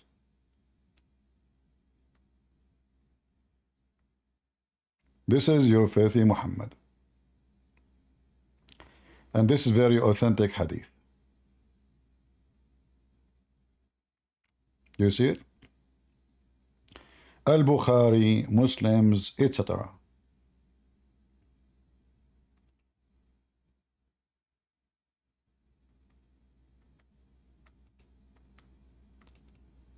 I don't know what happened to this page. Okay. Chapter, whoever I is cursed, reviled or prayed against by the prophet when he does not deserve that. When what? Muhammad is doing what to people who don't deserve that? Read carefully. I have held a covenant with thee, which thou would not break. So for any believer who I cursed or beat, make that, like an exception for them in the day of resurrection. So Muhammad, he beat you. This is a blessing for you. Unjustly. Listen carefully. The Muslim, even in their website, they make it clear. Unjustly. He beat them. He said the F word to them. He cursed them. Unjustly.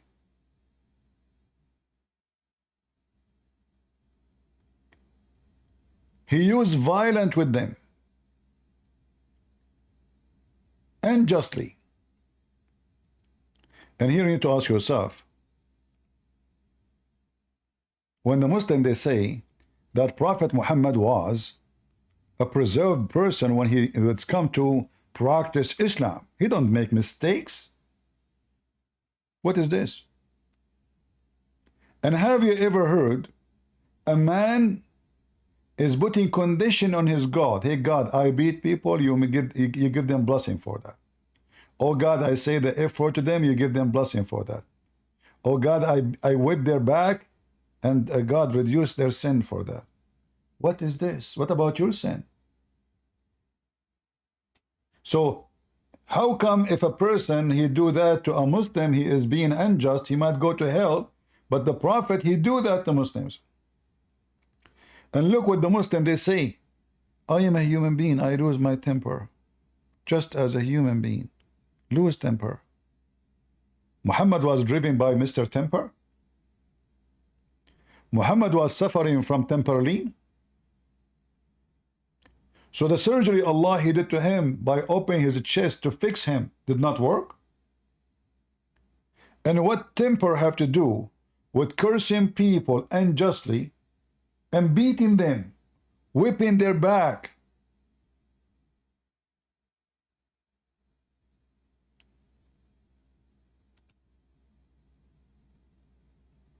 Look at the translation, by the way. Where it says whipping their back in the translation. Anyone see it? Do anyone see it? Maybe I'm not able to read correctly. Correct me, please. Does it say anywhere in the English translation whipping them, or it says cause or beat, curse or beat? It says beat, right? Where is whipping? Do you know why they hide the word whipping? Because this is how harmful it is. Can you imagine how much harmful to whip the back of somebody with leather belt, the one they beat the camel with it?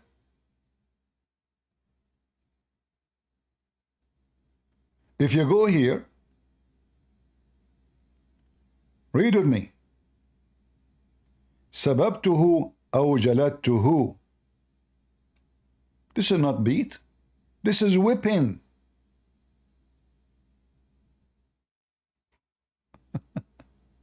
I insulted him or flogged him. Do you see how they tried to duct tape the filthy Muhammad? Hey Muslims, did Muhammad listen to the command of Jesus not to harm anyone? Jesus just said, if you just call your brother unjustly foolish, you deserve the judgment. Just by saying it. This is not even violence.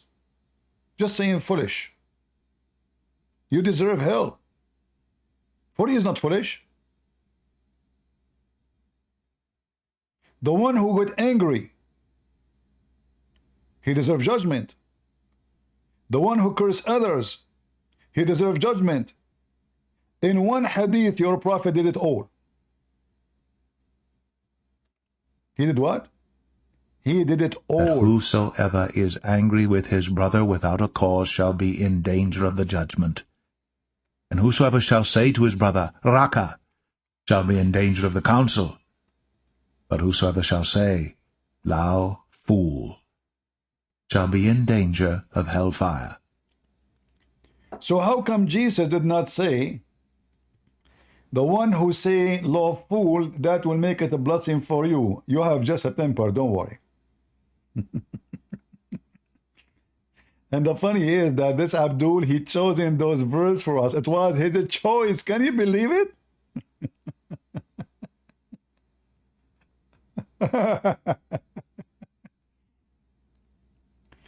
And look, he says here, quoting says, but whoever practiced and teach these commands will be called the great in the kingdom of heaven.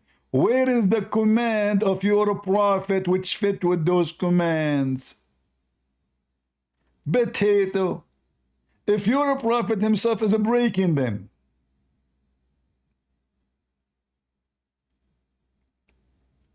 What is even righteous in Islam? You see here he says, he's quoting for us from the Bible says, you will not enter the kingdom of heaven unless your righteousness suppresses the Pharisees and the teacher of the law. So here you see the Christians, they should suppress any righteousness. What is righteousness in Islam? Shall we see? If I show you what is righteous in Islam, you will die laughing. I'm serious.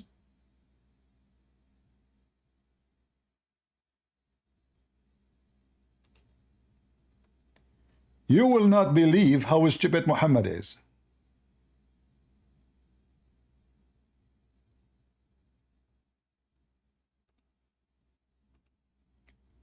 What is righteousness in Islam? Is it really righteousness? Or it is something else? Let us take a look.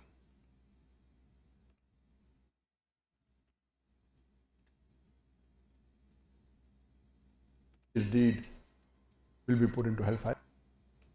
That why non-Muslims who do righteous deed will be put into hellfire, and Muslims who are unrighteous, why should they be put in heaven?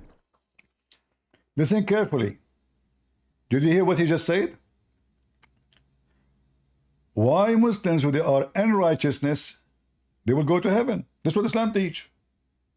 It's not me saying that. This is the start.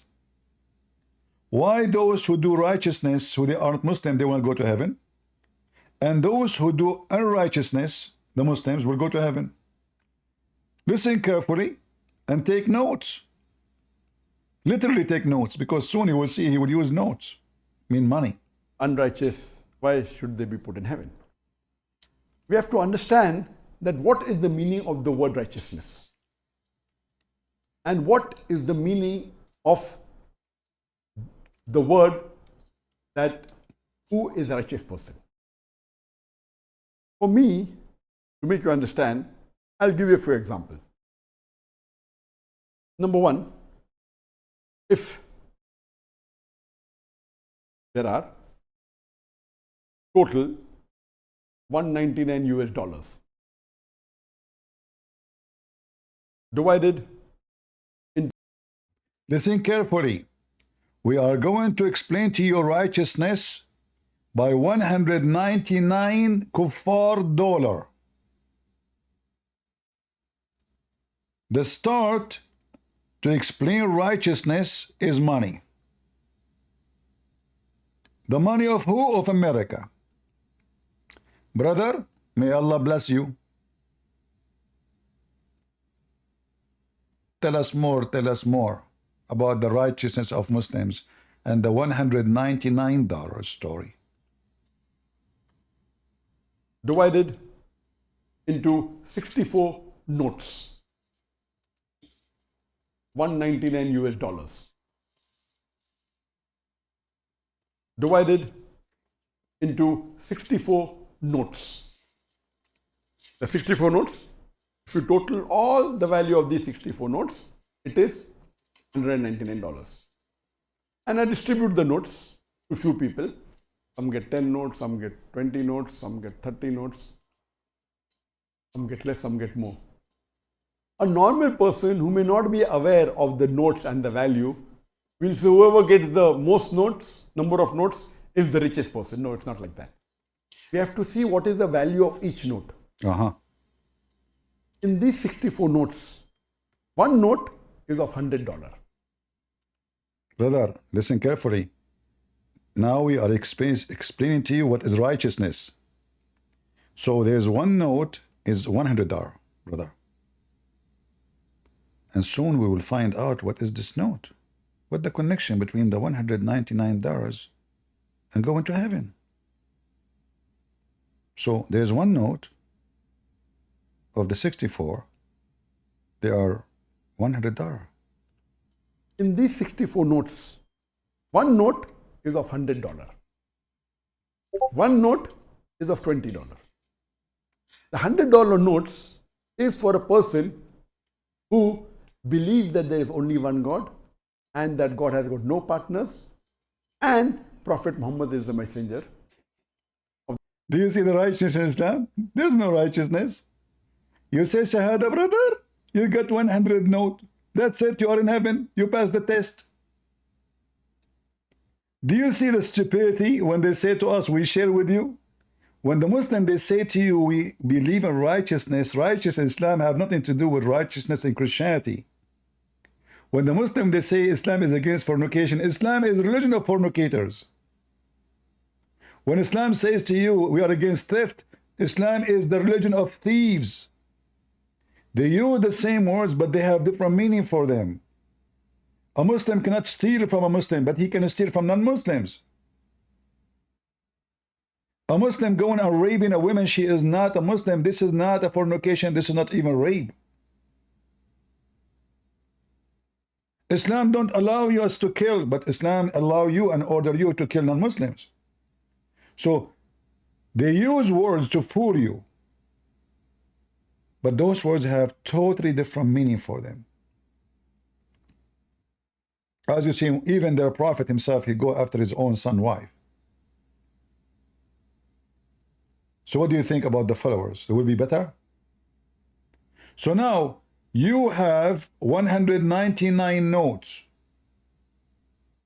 And you will notice here he chosen 199 because we don't want to make it 50%, we want to make it 51%. So by having one note, which is a Shahada, now you have $100, you pass the 51%. You are in heaven.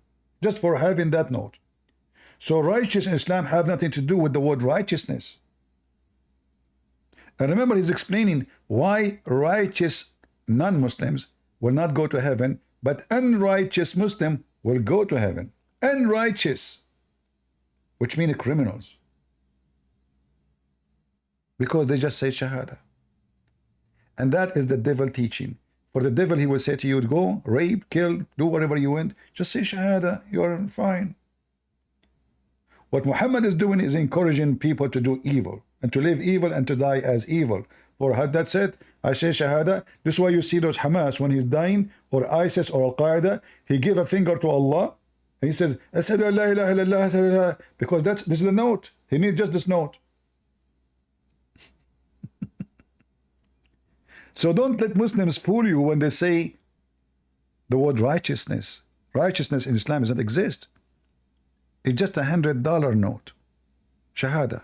Who believe that there is only one God and that God has got no partners, and Prophet Muhammad is the messenger of that Almighty God. The number $20 bill, Let's go back a little bit. US dollar, who believe in these 64 notes. One note is of $100. One note is of $20. The $100 notes is for a person who believes that there is only one God and that God has got no partners, and Prophet Muhammad is the messenger of that Almighty God. Satanic. The number $20 bill, US dollar, is a person who prays 5 times a day. Then there's one $10 note, there is two $5 notes. Remember, until now, what does have to do with righteousness? Nothing. He pray.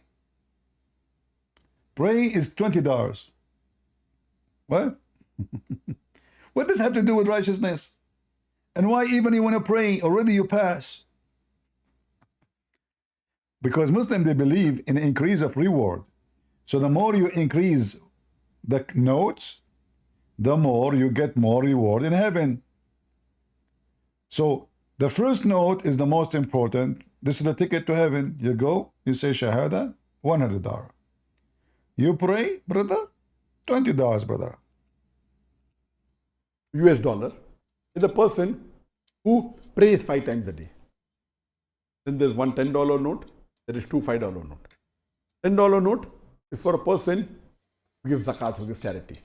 $5. So a person who gives zakat to the mosque, not even to the poor, that is, you know, that's it. He get $5 note now. Note is the person who fasts, and $5 note is the person who goes for Hajj. What the heck? So you fast, they give you another $1 or $5. What? Where's the righteousness? Until now, did you see any righteousness? Say Shahada, pray 5 times a day, fast. This is righteousness.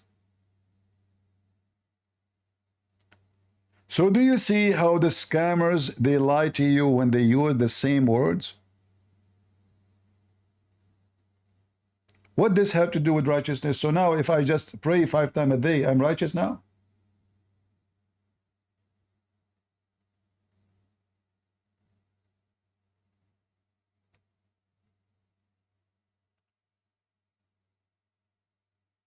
And the funny, Zakir Naik, he claimed that the Christians, they believe that if they believe in Jesus, they will go to heaven right away. That is false. Nowhere in the Bible says that. Jesus is not a ticket to go to heaven by believing in him only, but by following him too. And we have tons of verses. And as you see, actually, the verses we are reading right now in front of you in the screen, they are confirming that.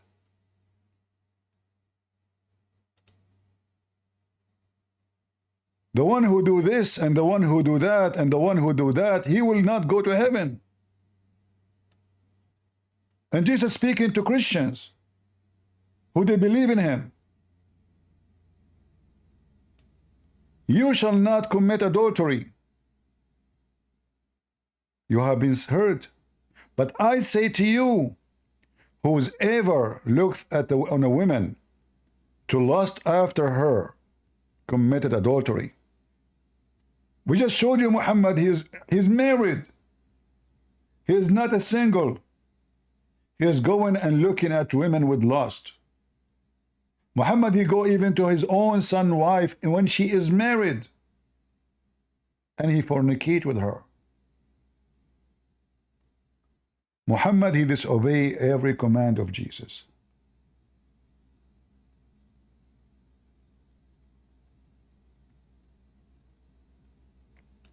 And then those cowards, they come to us and they say to us that there is verses in the Bible, 99% or 100% in total agreement with the Quran. When the Quran allow Muslim women to fornicate, when the Quran command Muslim men to rent women. If I go right now, just to show you the decency of Islam.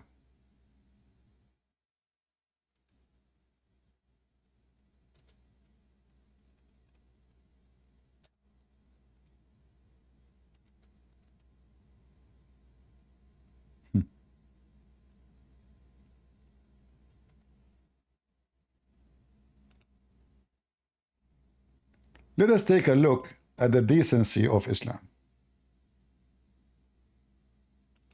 so we may understand why Islam is literally of the devil.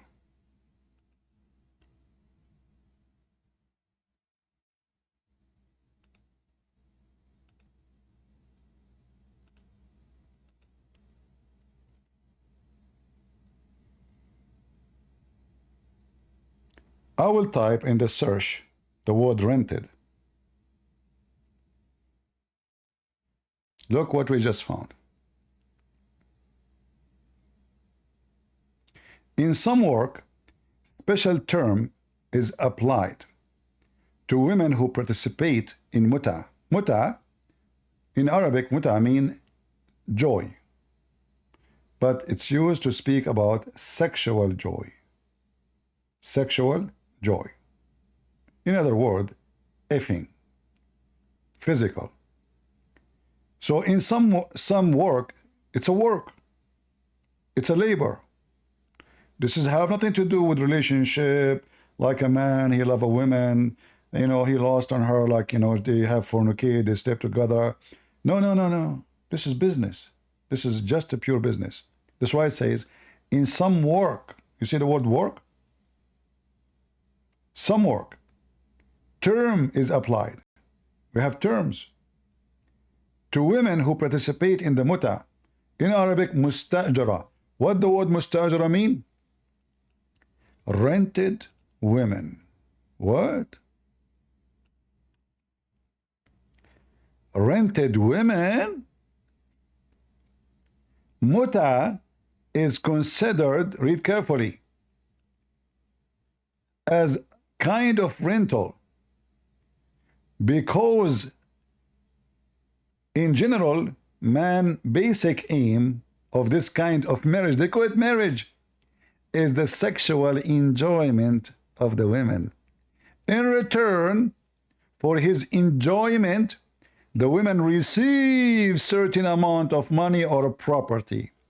And then the Muslim, they say to you, Islam is against fornication.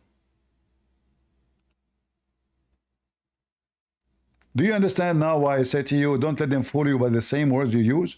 So when a Muslim, he says fornication, he means something else.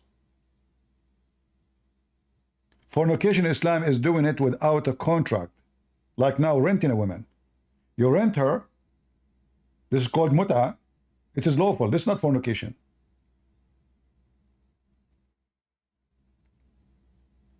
This is Muhammad and this is his religion. And the decent Muslim women who wear hijab, she is willing to open her legs 180 degrees as soon you sign the contract and you slide your credit card between her legs.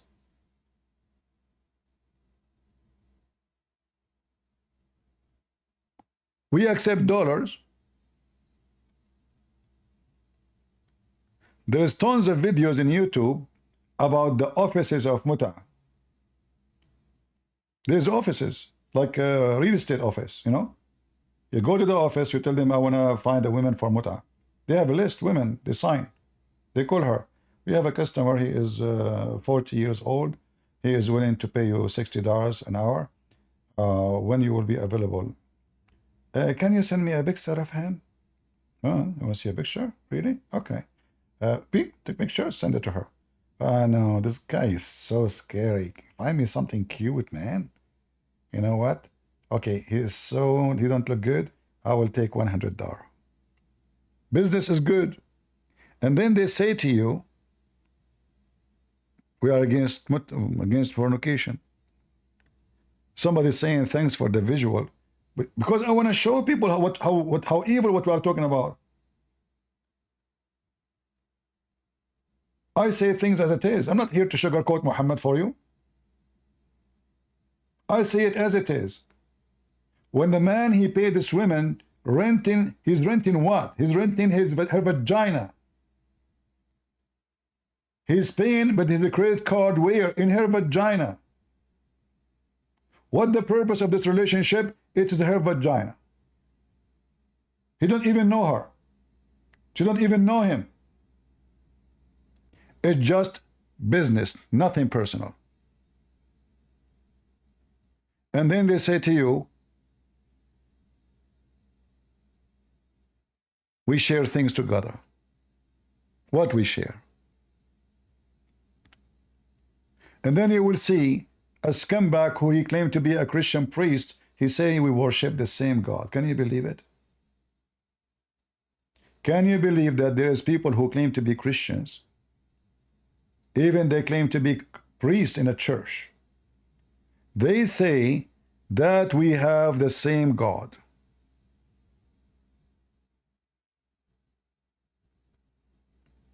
Those so-called priests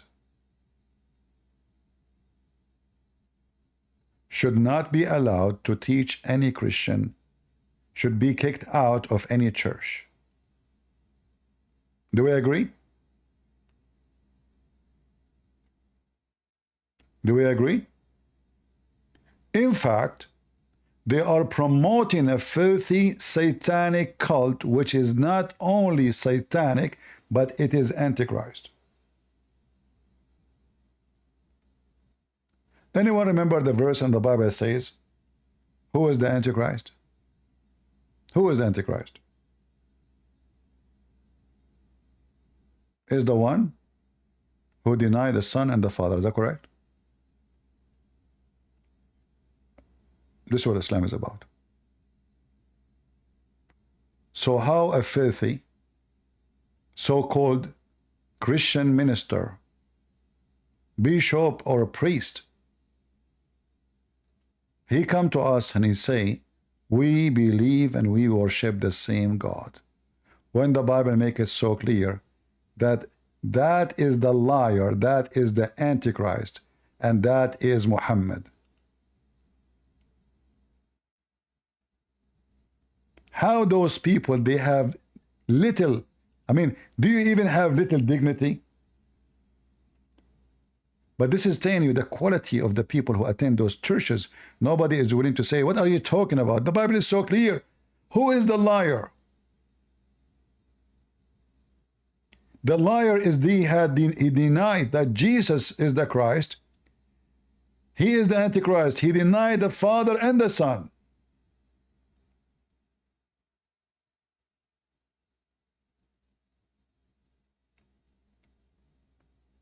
And even some of them, those evil men and women, they bring a Muslim to the church to teach their kids how to pray to Allah.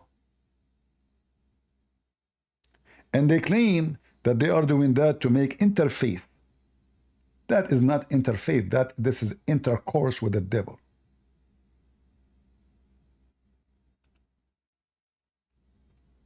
That is intercourse with the devil.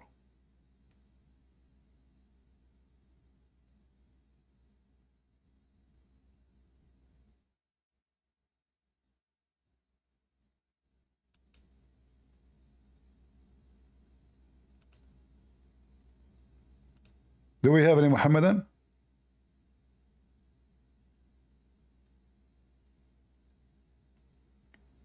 Who is a Muhammadan would like to join us? Shall we continue the rest of the quote?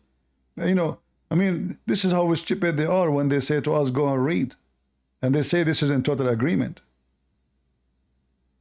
Hold on. He said in Matthew 5:17, it says, likewise, every good tree bear good fruits. He put between two brackets mean Islam. Can you believe it? Islam is the good fruits. So the good fruit is to kiss a black stone and to rape women and to rent women and to have sex with the children and to beat your wife, and you can lie to your wife, to your husband, to your friend, to your enemy. That is the good fruits. Jesus, he mean Islam? Can you believe it?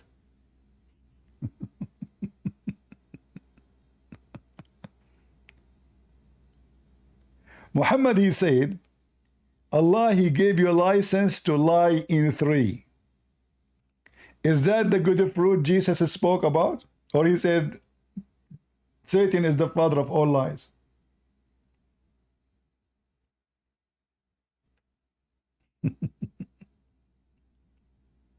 Potato. Muta boy. The religion of the devil.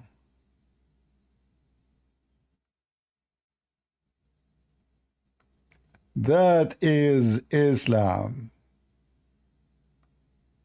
And the funny, Muhammad, he said,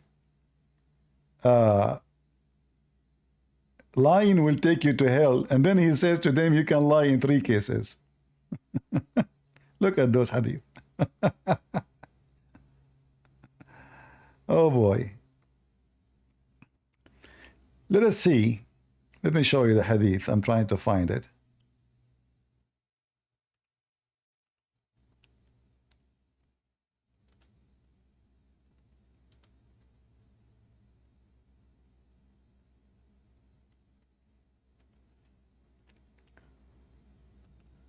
Oh boy.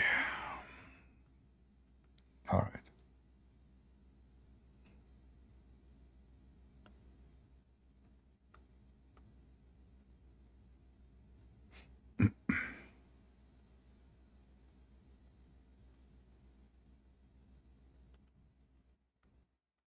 And we can show you tons of examples of Muhammad lying even to his wives. Let us see.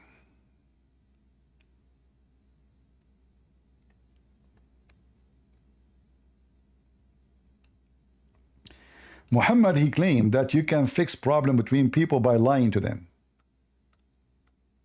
And we know that this is absolutely the opposite of Jesus' teaching.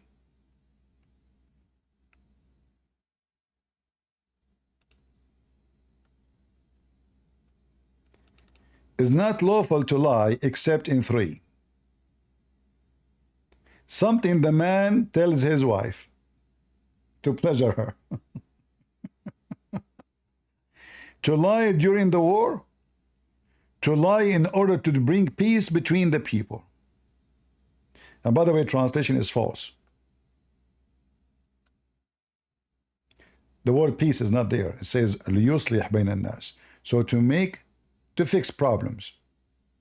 So Muhammad, he adopted lying as a solution.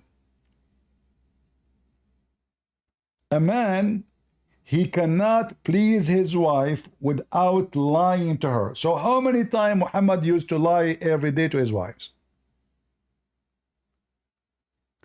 I will tell you something. A man who lies to his wife, obviously he is not a man. People lie when they are afraid. Do we agree? People lie because they are afraid.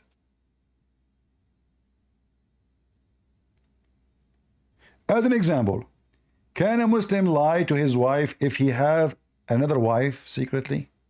Yes, he can.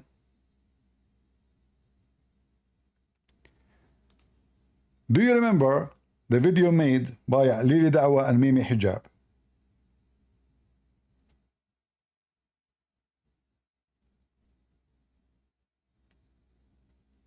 You remember it? Right away, Muhammad Hijab, he says, yeah, you can lie to your wife, absolutely.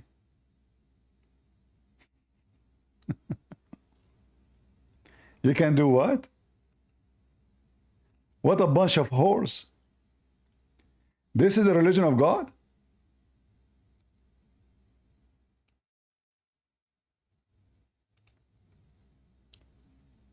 They don't have a family.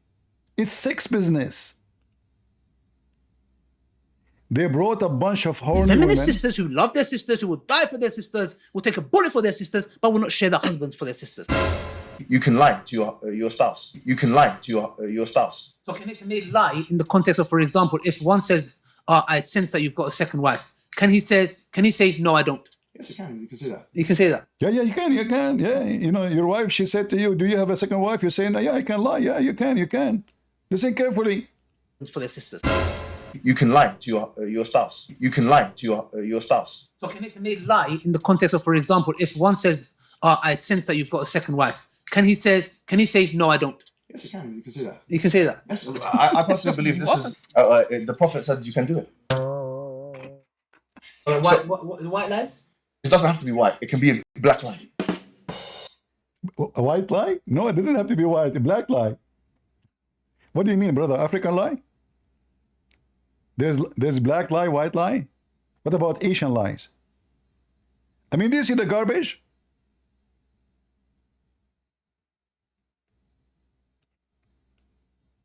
Do you see the devil? Look at their faces.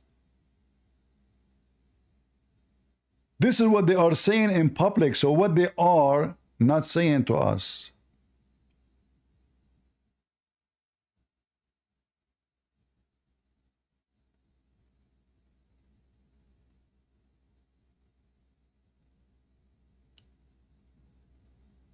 Can you believe it? Not share their husbands for their sisters. You can lie to your spouse. You can lie to your spouse. So can they lie in the context of, for example, if one says, I sense that you've got a second wife, can he say, no, I don't? Yes, you can. You can say that. You can say that. Yes, I personally believe this is the Prophet said you can do it. White lies? It doesn't have to be white. It can be a black lie. If someone does this, they get caught, for example, or something happens, or or she just asks him, where were you last night? Yeah, but even that, he can lie. The man can do it. It's up to the man. No woman can take that right away from the man. Aside from Islam, I think my integrity, my dignity, my, who I am as a person, I would think it's so disrespectful for my husband to go and marry somebody else secretly. That to me is cheating, even if it is fine. Islamically correct. This idea of aside Islam, we're Muslims. There is no aside Islam in this discussion, but I'm speaking to a Muslim. Mm-hmm. So we are cheaters, we are Muslims. What's wrong with you? What aside of Islam? We are Muslim, we can cheat. What are you talking about? Aside of Islam, what's wrong with you? There's no aside of Islam. We have a license to lie. The idea of aside Islam, we're Muslims. There is no aside Islam in this discussion, but I'm speaking to a Muslim. Mm-hmm. So there is no aside Islam here. The true religion, which I'm now expected as a Muslim man to follow, is not the religion of Islam, it's the religion of women's feelings. I'm not going to do this. So I'm saying now we go back to the book and the sunnah. What exactly is a secret marriage? It is not made public. It's not publicized. So the point is this, let me be real, yeah? If you got a good husband, he comes and he says, I want a second wife, all hell breaks loose. And then we blame this man. Yeah, but why are you keeping it secret? See the cowards? So now he knew that this is, and this, look at this is filthy scumbag religion. They claim that they are men, they grow beard. He don't even dare to say to his wife, I want to have a second wife. All of you are a bunch of rats.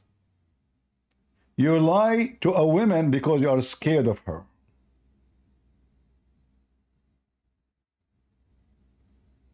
That is the truth. Islam is a religion of lies. And we know that this is nothing but satanic. A family is based on trust. A family is not based on lies. The second we base a family in lie, the family is not exist. There's no family. It's just a sex contract. And this woman, she said to them, this is a cheating. Why you are wearing hijab? Why you are a Muslim? You know that this is what Muslims they do. Do you know what the Prophet he did? The Prophet of the Shaitan, What integrity? Since when you have that integrity? If you have integrity, you will leave this cult immediately.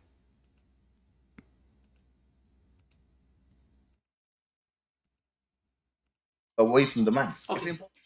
Aside from Islam, I think my integrity, my dignity, my, who I am as a person, I would think it's so disrespectful for my husband to go and marry somebody else secretly. That to me is cheating, even if it is fine. Islamically correct. This idea of aside Islam, we're Muslims. There is no aside Islam in this discussion, but I'm speaking to a Muslim. Mm-hmm. So there is no aside Islam here.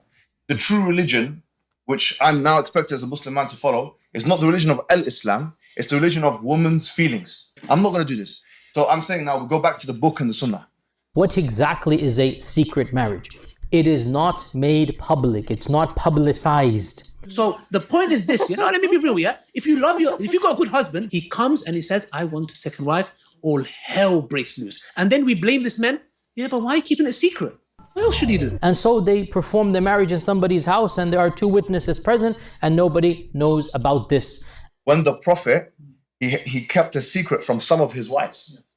Some scholars, I'm not going to go into detail, but some scholars actually connect this with an incident with Maria the Copt. Lying is not allowed except for three things. One of them is hadith al-rajul limra'ati, that when a man speaks to his wife. And I take my selfish needs out of it, i.e. me wanting him all to myself. I need to understand. Look, this woman, she is selfish. She want to take a man for her own. No, she cannot do that. She want to take the whole man for your own. She feel guilty. This woman, she is looking for a husband, so she is hoping somebody will hear this and will take her. She don't want you to take you for your own. She can share. No problem. Don't worry. Just take me for one night maybe. That when a man speaks to his wife. And I take my selfish needs out of it, i.e. me wanting him all to myself. I need to understand them. So I need to sit down and I need to really think about how this is going to affect him. But this is a test to see how Allah is testing her to see how she responds. Yeah. If she decides to do the opposite, which is, throw the divorce card or throw this card, then ultimately. What a corrupt, stupid cult religion. This woman actually, she said, I understand that Muslim men, they want to have more intimacy. Intimacy? The religion of intimacy? This is what marriage is. There's no marriage. It's just intimacy. It's just sex cult.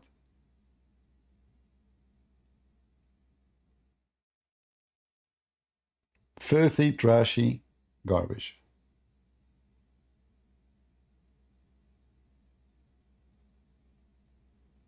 How that can be godly?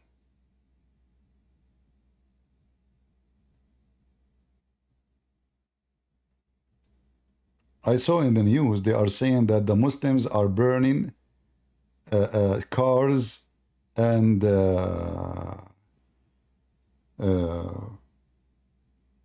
property and stores in Paris. Because they were not able to be the totally winner, the leftists. The funny is that the left in France, the hippies, the homosexual, and the Muslims are in the same parties.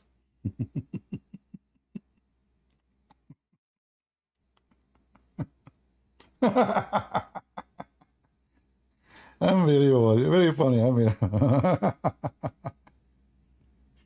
Oh boy. Anyway, I hope today we have a good time.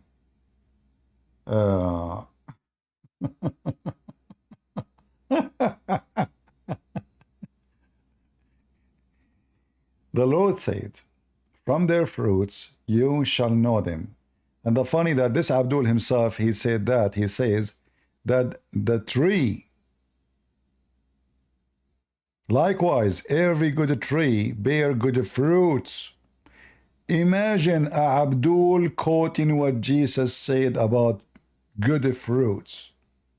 So the good fruit of Muslims is burning, destroying countries, lying to their wives, having children out of wedlock, sleeping around, having sex with women, even having sex with animals, which does not prevent them from doing Hajj, chasing little girls at the age of 6 years old, killing non-Muslims, discriminating those who are not Muslims. Many people do not know that according to so-called Islamic law, if a Muslim kill a Muslim, he shall be murdered or killed. If a Muslim kill non-Muslims, there's no penalty. This is how filthy this satanic cult is, just a gang. I hope today we have a good time.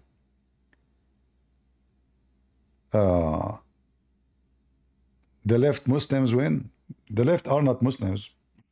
And they did not win anyway, you know. Nobody won in this election, actually, as I see in the news. In fact, I believe that if they call them the right wings, they did not take over the country as a government is better, because then the country is messed up, economy is messed up, everything is messed up. So whoever going to take over the country to be the government is going to be messed up too, and he will be playing for the continues of all the problems. So it's better for the far right, they call them far right, which I don't see anything about them far right anyway. It's better for them not to take over the government, for if they don't win an absolute majority, so they can take decisions, there's no point of them taking government where it is going to be this ability government. And this is what will happen now. Whoever is the winner is not going to take over, for simply there's no majority. So everybody will put rocks in the front of everybody, and the country will be messed up more and more and more, and they will be paying the very high price. But I'm so glad that the number of the right wings is increasing in France from almost zero to the point now we are fighting over who is going to take the government. So from a party was so small, grow up in a few years, growing so fast. So I hope soon France will be totally controlled by the true French people, and then when they win, let us say 70% of the vote, not 60%, then they can make decisions for they are the majority. Winning a government where you are not the majority, which means you have to compromise, is very risky, because you cannot accomplish anything, and then they will blame you for not accomplishing. So it's better for the far right, as they call them that this way, not to be in charge, unless they can be in charge, which means full charge of the country. So for me, it's a good news. It's not bad at all. And I hope the future will bring better for France, and the French people, they will see how filthy this cult Mohammed. And the liberals, one of the hypocrisy of the liberals, that they are sponsored by Muslims. But we know that this marriage will not work.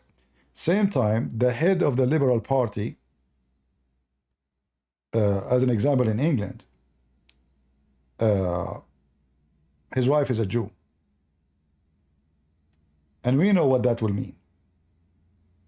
So, I don't know, they find themselves excited, they find themselves winner, but I see always that they are losers, and they lose everything. They never win anything. Time will come, and time will tell, and we will love more. It's not what? It's not a blame, it's a blame. Don't worry about it. People, they understand what I'm saying. Our friend here is worried about blame or blame. No problem. I like it plain. All right. So the truth always revealed, and the truth always going to win. And those who side with the devil, they will never win in any way, in any mean. All of Europe, sooner or later, they will find themselves in a very, very, very bad situation. In fact, England, France, most of Europe right now is a third world country. They are poor, they are homeless, there's no jobs, there's no income, there's no money. Soon those who live in Europe, they are going to look for a different place to migrate. Because simply Europe is coming down by the economy mean. When you bring all those millions of migrants who don't have no job, they don't work, and you feed them, you give them shelter, you give them insurance, you give them free school, who is going to pay for this? The country is going to go down. So whatever they do, as long as they don't fix the migration things, they are a stupid nation and they will be doomed. And I don't blame anyone from any religion or any country or any territory to migrate to Europe. Why not? A person who lives in Africa, doesn't matter if he's a Christian or a Muslim, poor country, why he want to stay in Africa? He go to Europe. Those stupid fools, they give him shelter, they give him free food, they give him education, they give him everything, and the country go down. It's not the fault of the migrant. Those Europeans are a bunch of fools. And the Bible says, my people have been destroyed because of their ignorance. The Bible encourages us actually to take migrant, but not this. It's about a stranger, 10 strangers, 50 strangers, not millions coming every day. So the stupid Abduls, they themselves, they will migrate soon. All right. All right. Do we have any Muslim? Last call for Muslims.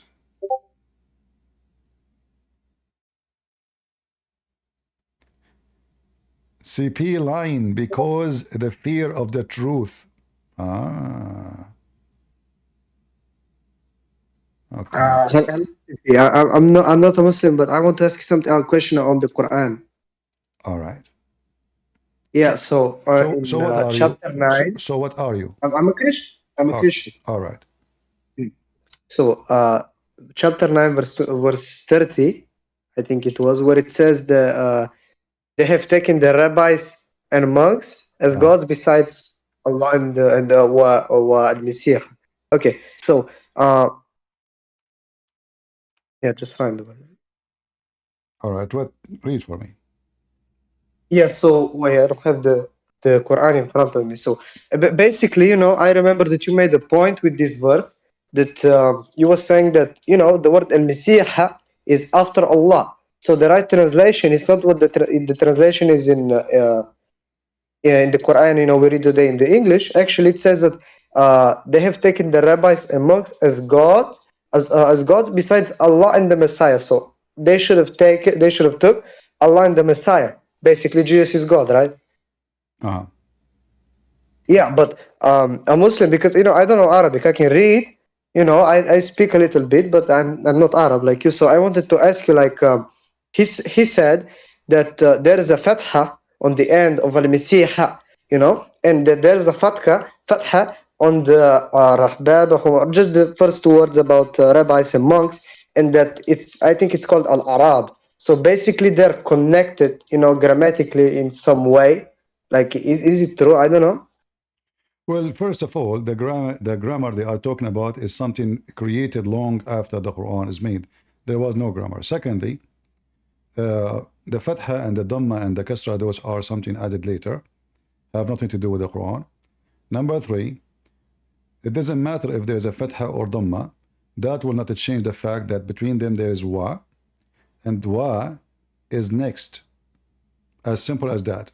So if the Quran says those who took their monks and rabbis and the Messiah instead of Allah, that will make sense. But you don't go and you jump and you say instead of the Allah and the Messiah.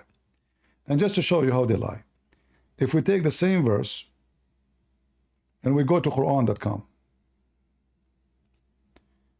if you move in Quran.com in the top of the words, give me a second. Chapter of Maryam.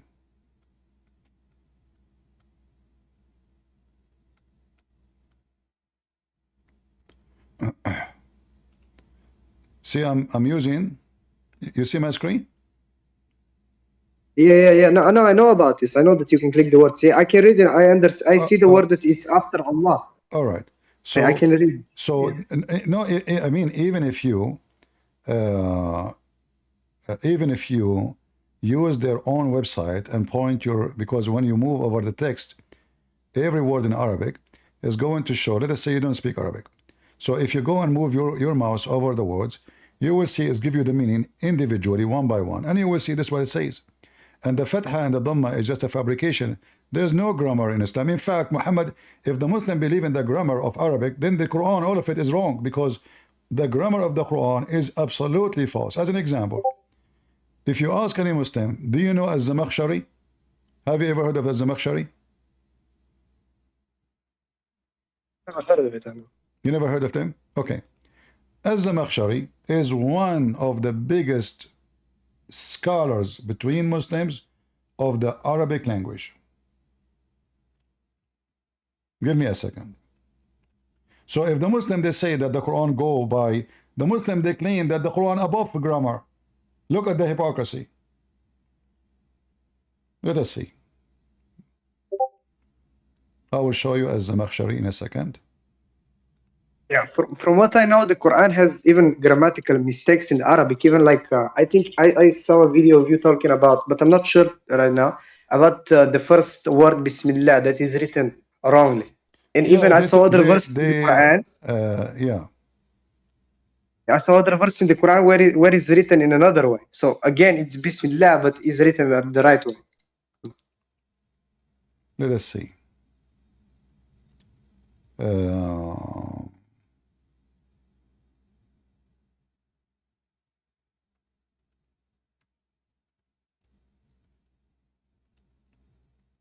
I will find the reference and give it to you.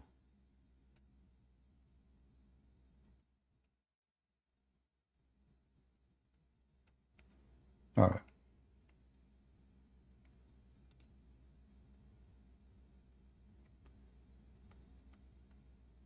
The book of Al-Kashaf is written by Zamakhshari. And he shows tons of mistakes in Arabic. And nobody can say that this person do not know what he's talking about. Let us see.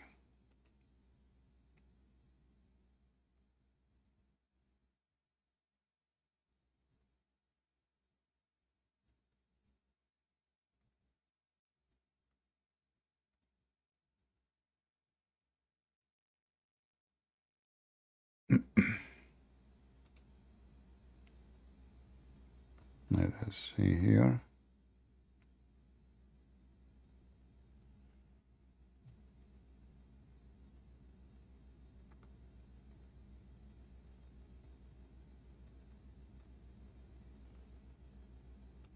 I have the reference, but I'm trying to find something authentic so we can share it with you.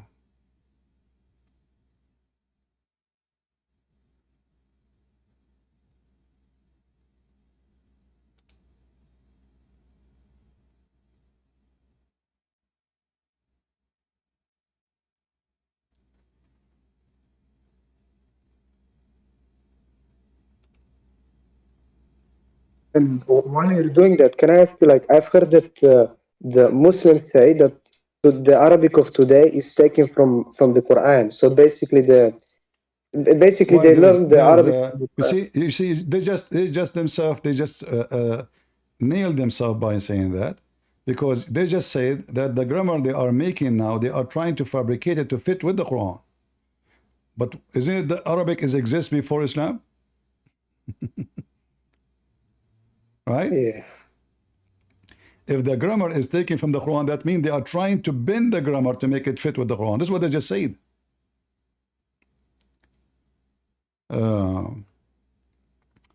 There is a website I'm trying to find.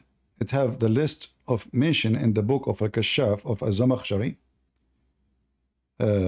exposing the mistakes of the Quran. I'm trying to find it. Let us see.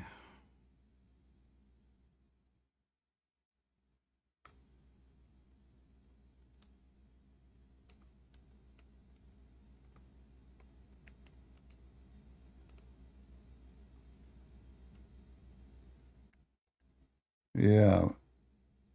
Let us see again.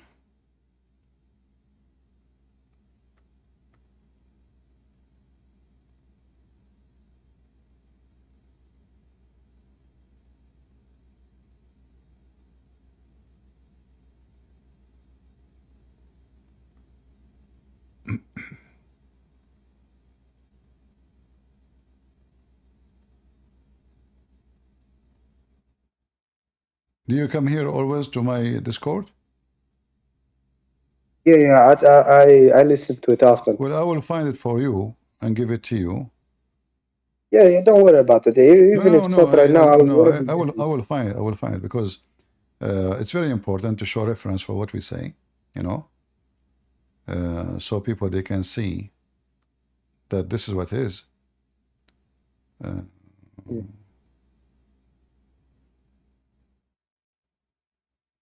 I'm just searching, but there's no question that the Quran is full of mistakes in the grammar. And then the Muslim, they say, well, the Quran is above the grammar. So when they want, this is a grammar, correct the grammar. When they want, Quran is above the grammar. It can't be both, you know, either this or that.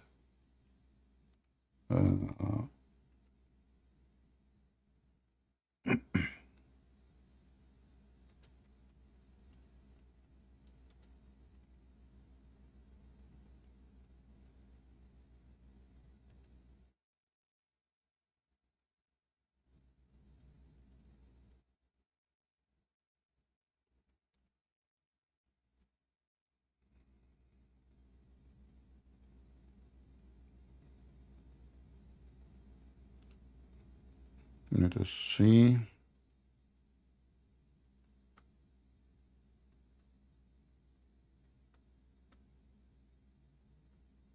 Is the book like in English or is it all in Arabic? No, it's in Arabic.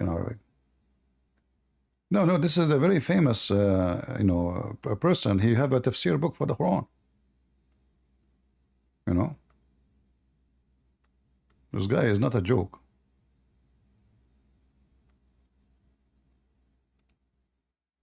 But he has a tafsir, but at the same time he's showing the mistakes of the Quran. Yes, is he a Muslim? Yeah, he owned a tafsir. He made the tafsir. It's called Al-Kashaf.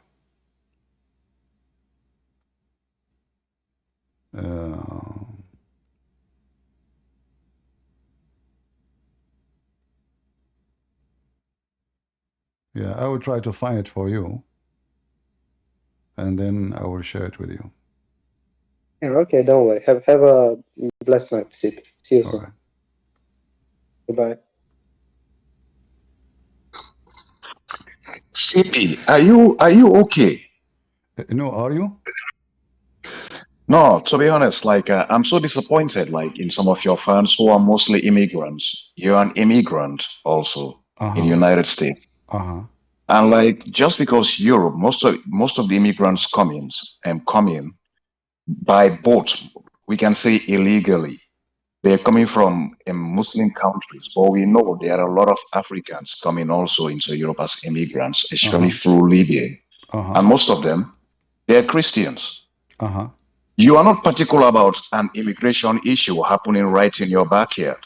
You are particular about the immigrant issue in Europe because they happens to be from the Middle East, so to you they are automatically Muslims, and you have an issue with it.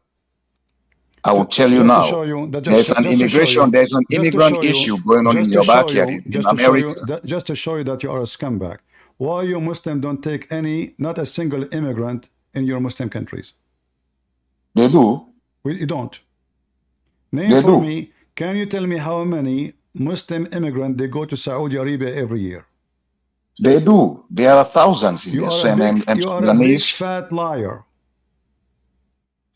CP, are you normal? You go to Saudi Arabia. You are a big fat liar. CP, you know what? I was sleeping. All I'm trying to tell you. I wanted to show me that Saudi Arabia is taking millions of Muslim refugees. In fact, so is Europe. Europe is not also taking millions. You Muslims in Libya, you captured the black African and you enslaved them. Is that true? Yeah. What's wrong with that? Guys, they captured the black African. They're trying to go to Europe. He says, yeah, what's wrong with that?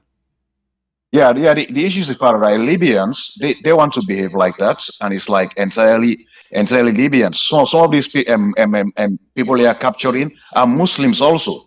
Like me, I'm an African. I'm not happy. I'm not happy about that. So the issue, if you want to have an issue with that, you just said to me that we Muslim we take refugee, but you just said to me that we capture black people and we enslave them in the year 2024, and you say, what's wrong with that? No. You have got an issue to realize. Muslims are also victims of what Libyans are doing. That's false. The one they capture is only Christians or non-Muslims. You are a big Come on, you are a big fat liar. I'm an African. Okay, I've got my people. Can you show me one case of a Muslim was enslaved in Libya or in Tunisia or in Morocco now, and he is not CP? You can also show CP. You can also show no case of the identity of some of the slaves in Libya. They happens to be Christian. You said you are an African yourself. Is that correct? Of course. Are you white or black? I'm an African. This is another question. Are you white or black? It's a fallacious question. You should be asking things like that. You always mention about racism. Africa, all North Africa are considered to be white. So are you African black or white? I'm black African. Prove it to me. CP, your people, they know me. They've seen me. Most of your friends on your server, they know me. Okay, listen. So as long you are a black African as you claim, how you explain to me, as long you are defending the right of migrant, right? You claim that migrant have rights. So why your prophet kick people from their land? Just because they are Christians or Jews? CP, remember, the prophet signed an accord. Like they are Christians. They brag about the prophet dying because he took a pledge to the Christians. So the Christians were living with the prophet. So don't start talking your usual kindergarten playground rubbish. Of garbage. Again. I'm asking you. As long you Muslims, you are not against migration. Not only you are against migration, you don't accept any migrant to your country. Yet you take the land of others and you kick them out. Is that true? That you're a prophet, he kicked the migrant, the people who own the land out of their land and he took it? Yeah, which land? Which land are you talking about? Arabian Peninsula. The Arabian Peninsula was conquered by Muslims, and it's like, was that a prophet? Did you just say conquered? Man, everybody goes conquering. Europeans goes conquering. They went all the way to India. They went all over the place. They did not kick out people from their land. No, they did not. And so was the prophet. And so was Muslims. Listen, potato. Did your prophet commit genocide and he cleaned the land from anything who don't believe in him? Hold on.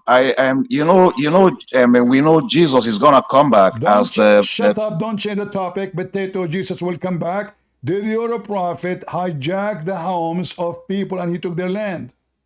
No, he never did anything like that. They're still living there. So read for me. No, there is zero Christians. There is zero Jews in the Arabian Peninsula. CP, you're a Christian. How the hell were you still in the Middle East? You are a son of a whore. I don't talk to people who have no dignity. You are a son of a whore. I'm not insulting your mother. This is who she. There is a Christians now in Saudi Arabia. Citizen. Filthy coward. So they can take your land, they can migrate your land, they can hijack your land, they can take your food, but you cannot go to their land. Not only that, there's a country in Asia, it's called Malaysia.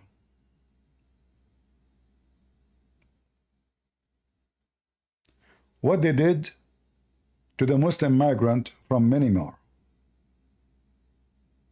including Indonesia.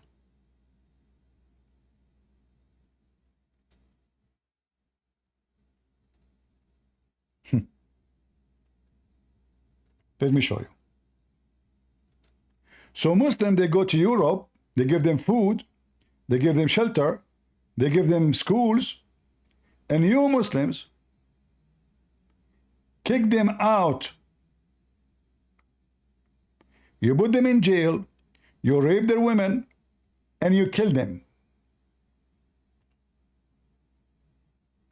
And let me show you the website of the scumbag Al Jazeera. This is Al Jazeera. I will post the link for everybody. Give me a second. It says hundreds been slaughtered in Malaysia. For what? Because they are Muslim refugee, poor Muslim refugee. 6 killed, sorry, as 100 of the Rohingya flee. This is 2020, but this is non-stop. 2024, 20, you know, over 100 flee migrant detention center, detention. You treat them like dogs. And then those people in Malaysia, they go and they speak about Allah and they give you speech about Islam and the mercy of a prophet.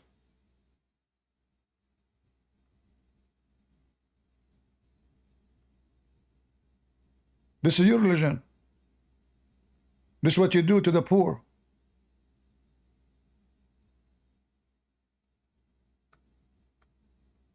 The same they did in Indonesia.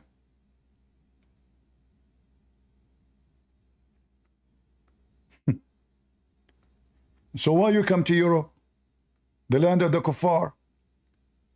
Why didn't go to the rich country of Qatar? Saudi Arabia is empty.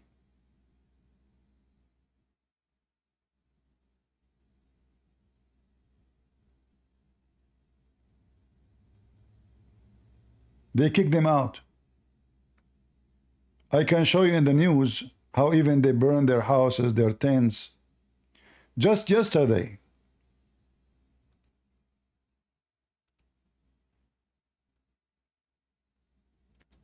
Erdogan, he opened his border to the Syrian so he can suck their money, steal their oil, and then later he was assuming he will take over Syria. Now, there's no benefit of those people. So what they are doing with them? Let us see. This is now, just last 24 hours.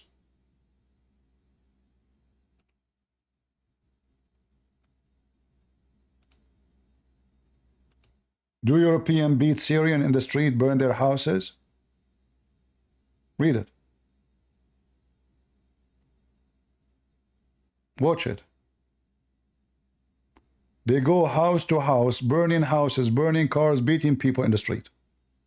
The Turkish.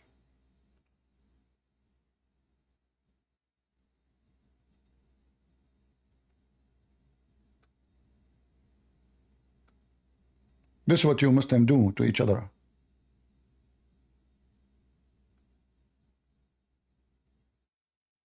Look, even the images are covered.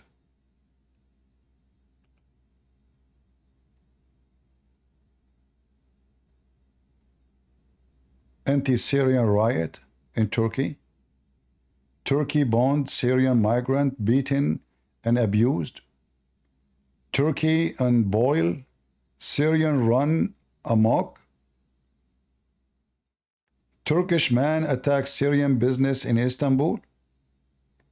Attack on elderly Syrian women in Turkey.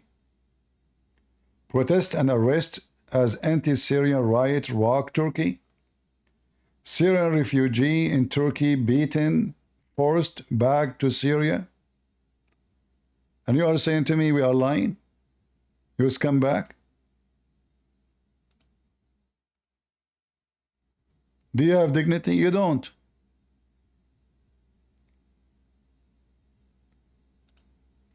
Oh, too bad people in YouTube don't see the pages I'm showing them. Sorry, guys.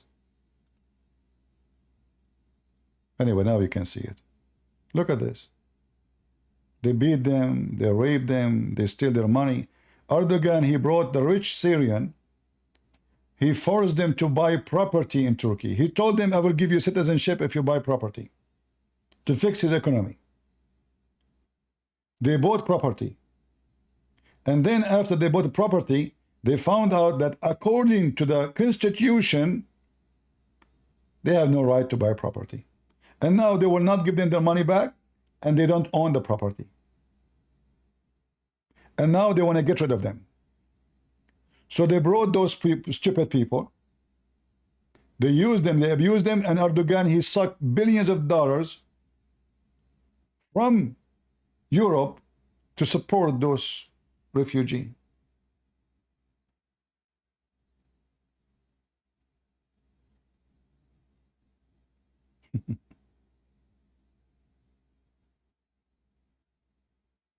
This is the truth. Anytime he needs money, he says, if you don't give me money, I will open the border so they will come to Europe. And now Erdogan, he found that those people, they are causing big problem for him. They don't have money no more. So we have to get rid of them. So what we do?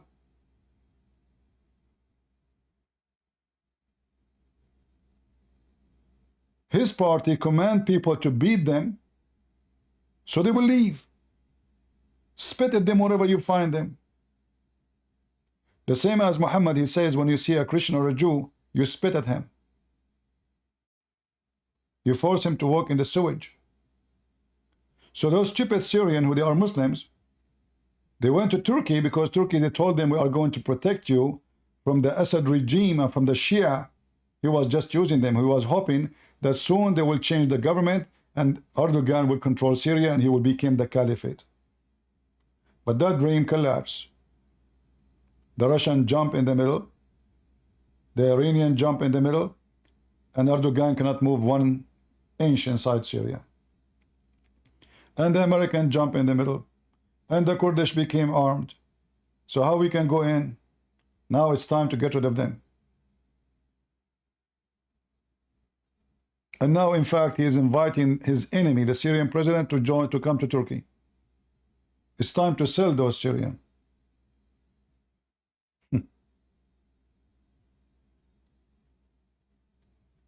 A stupid cult, you know. And you know, they claim about, like, what's the problem? You are a migrant. Well, I am a migrant. I'm not a terrorist. I don't hate this country. You Muslim, you go to a country, your purpose of going there to take over. So you eat their food, you take their money, you get a free education, and your purpose is to destroy them. You are not just a migrant. You have an agenda. You are not a person who is just seeking better life. You have an agenda to destroy the country, to take over the country. And you, as a black person, if you go to any Arab Middle Eastern country, you will see how they will spit at you, even if you are a Muslim. If I type right now,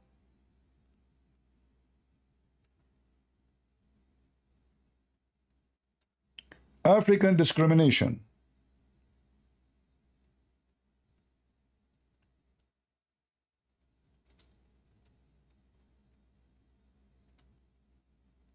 in Morocco,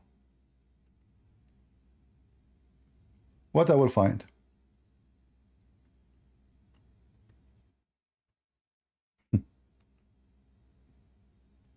I can do the same. I can search African discrimination in Tunisia, in Libya.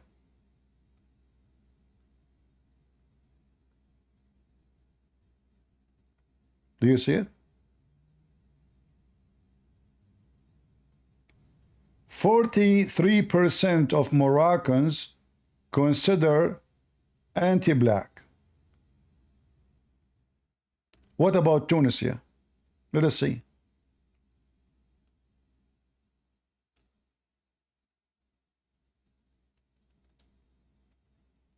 I said to him, in Libya, you capture black people, you enslave them. He says, what's wrong with that?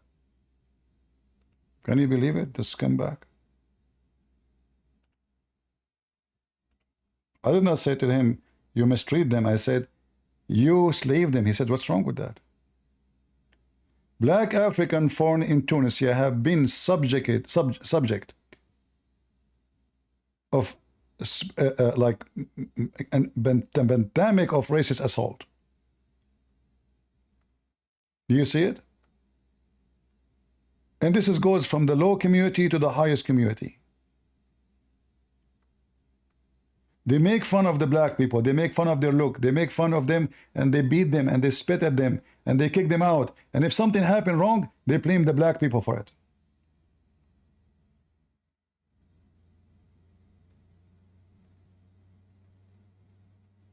Tunisia, not safe haven for black African migrant, refugee. Do you see it? This is your land. So when I ask him, where are you from? He, by the way, I believe he's a liar. He's not black. I bet you he is from North Africa. He is a white African, descendant of the mix of the Roman and the people who used to live there in the north. They're white.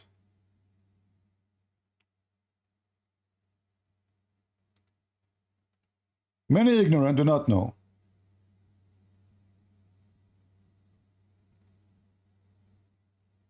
That when somebody says from Africa doesn't mean he's African, doesn't mean he's black.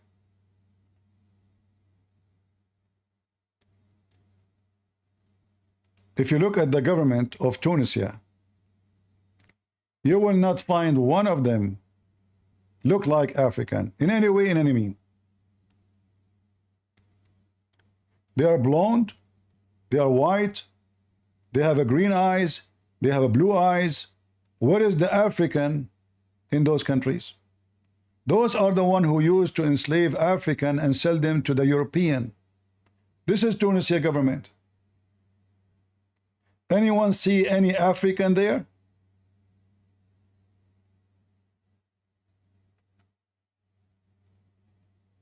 Who is African? The president? The women in the right? The guy in the left? The women behind him? I see red hair.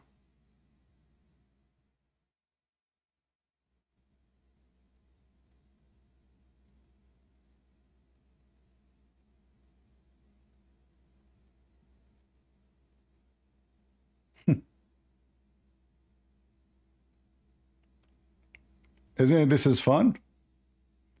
And then they talk about, you know, taking refugee. So they want Europe to bring them, to house them, to nest them. And then they want to go in the street and burn stores and burn cars. And the thieves, the gang, the rapist. You know, if you go right now and check in France, what is the major population of jail?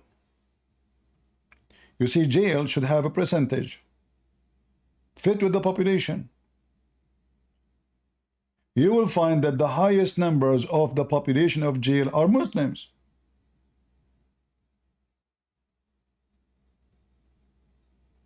And that goes for everybody, every country in Europe. If you go check for sexual assault, who is number one? If you check for, you know, robbery, who is number one? If you check for, you know, kidnapping, if you check for anything,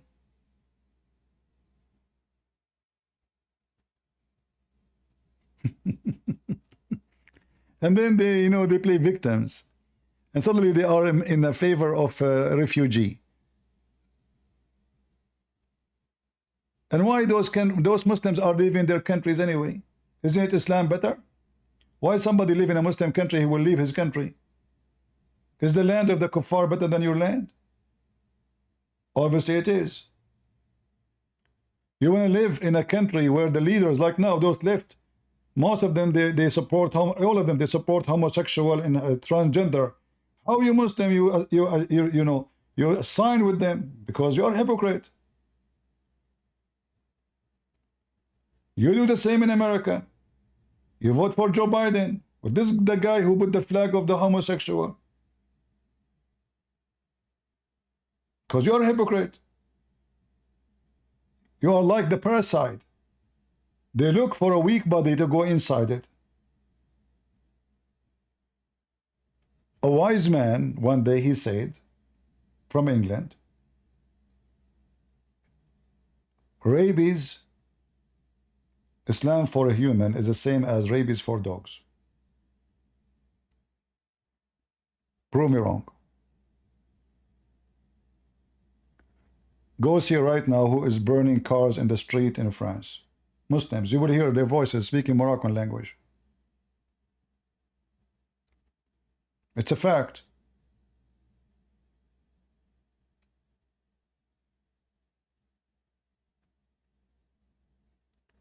However, we are always victorious over your faith, and Muslims will leave Islam, and we pray that the Muslims in Europe, in America, more and more leaving Islam and coming to Christ. As you see, waves of Muslims are leaving Islam. They might be in the beginning, they want to defend Islam, etc., but slowly we'll see. This is why we saw how Mimi Hijab and Mufti Menk, they said it clearly that Islam is collapsing. It's an avalanche.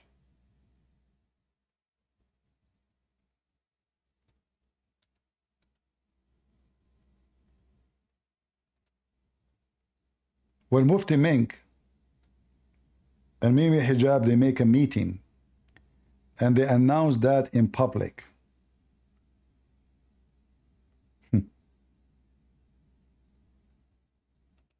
Religion in the globe. What is the fastest dying religion in the globe? Mufti Menk and Muhammad Hijab will tell you.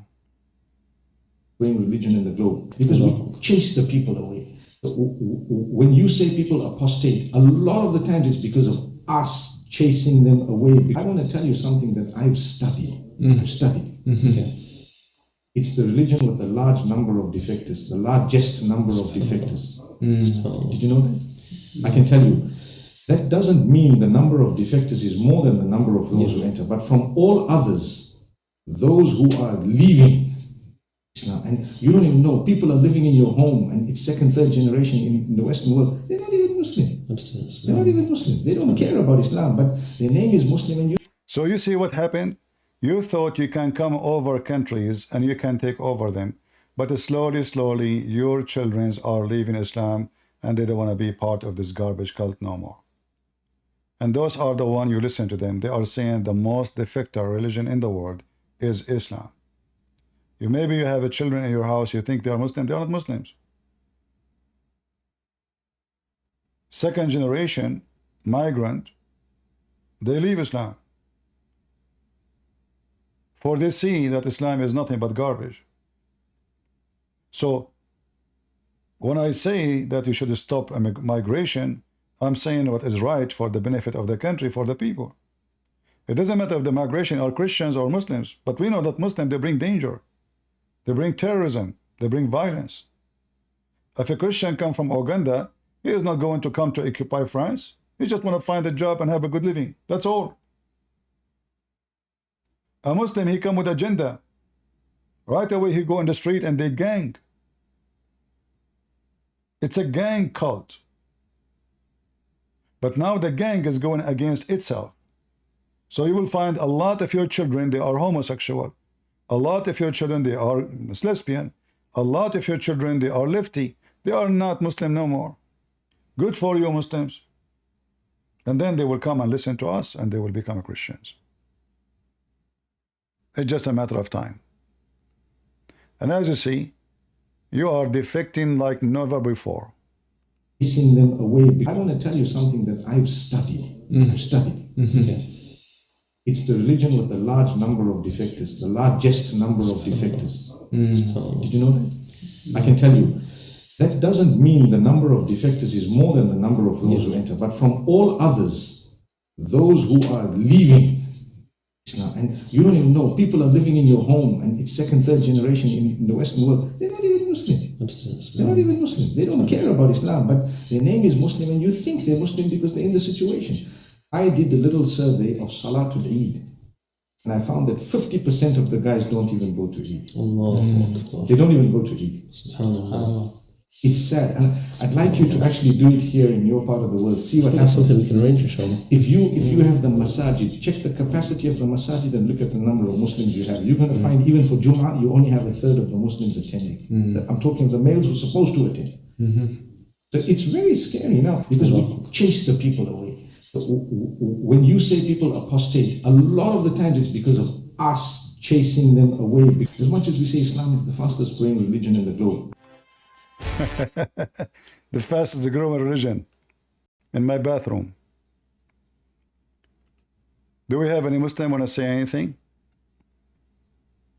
Any Muslim have a comment? And as you see, your Mimi Hijab shaking his head and he agree. Don't forget that Dawah, he made a video right away after the debate with David Wood. Brothers and sisters, 100,000 Muslims leave Islam a year. We need your support just to make money, you know. Halal food, halal cat food. Halal what? Halal cat food.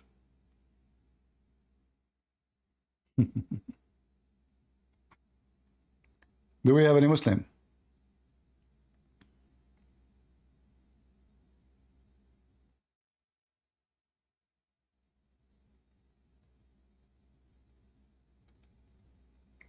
Anyone?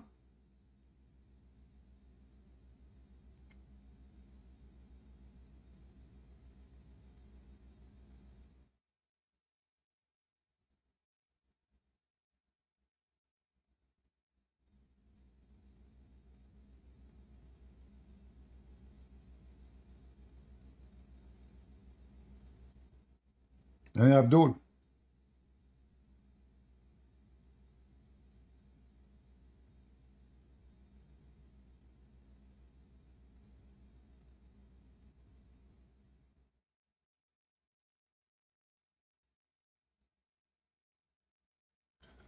So I see now the result of the election in France. The left, they failed to win the majority. Well, in fact, which means they are losers. Because now they can accomplish nothing unless the right agree with them. Thank you very much. So those who they are dancing in the street, dancing for what? Nothing. And this is why I said it's better for the right wing not to win the election now. For if they win with no majority, they cannot accomplish anything. In order to change the law of migration, in order to kick them out, in order to fix things, you have to have enough majority to give authority to change the law. So I'm so glad they did not win, because obviously the win will not be a major win. So it's better for them to win maybe a year, 2 years, 3 years from now, because this government might collapse for a failure, and win the majority, massive majority, better than winning now with little tiny numbers, which you cannot change anything. Like now, Biden is a president, but the Congress majority are Republican, which means if you want to make any change in the law, the Republican, they will give him a big spank. So he's a president, but he cannot really do too much. He don't have the majority. It's very important to have the majority in order to be considered a ruler of the country, because then you can change the rules. But a country with no majority, well, everybody can say no, vote, they don't agree, you fail. As simple as that. All right? How you can kick 10 million people from the country? If they are illegal, you kick them. So what? Send them back where they come from. Why it's hard? The same way you brought them, the same way you kick them. Why it's impossible? You send the police in the street, anyone don't have papers, collect him, ship him out to his country. Very simple. That's what countries do. Doesn't matter what the number is. Why it's hard? And you know, the funny is, supposedly they won the election and they are burning cars. So what they will do if they are not winning the election?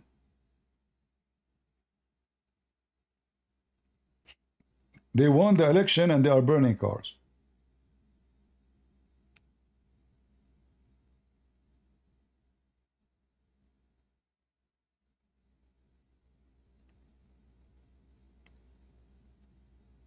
But this win, obviously, is not really a real win therefore simply didn't have the majority. In the same time, you see this party, the one they call them far right, they used to be tiny, small, nothing. And look, now they are fighting, almost they took over. This is a great success. From nothing to almost 50% of the population. That is a massive change. This is telling you that the French people, they are getting to know that what they have, the situation is horrible. It is time for a change. You see, it doesn't matter how country can be wealthy. There's a limit. And Europe now is getting so poor because of the stupid migration system.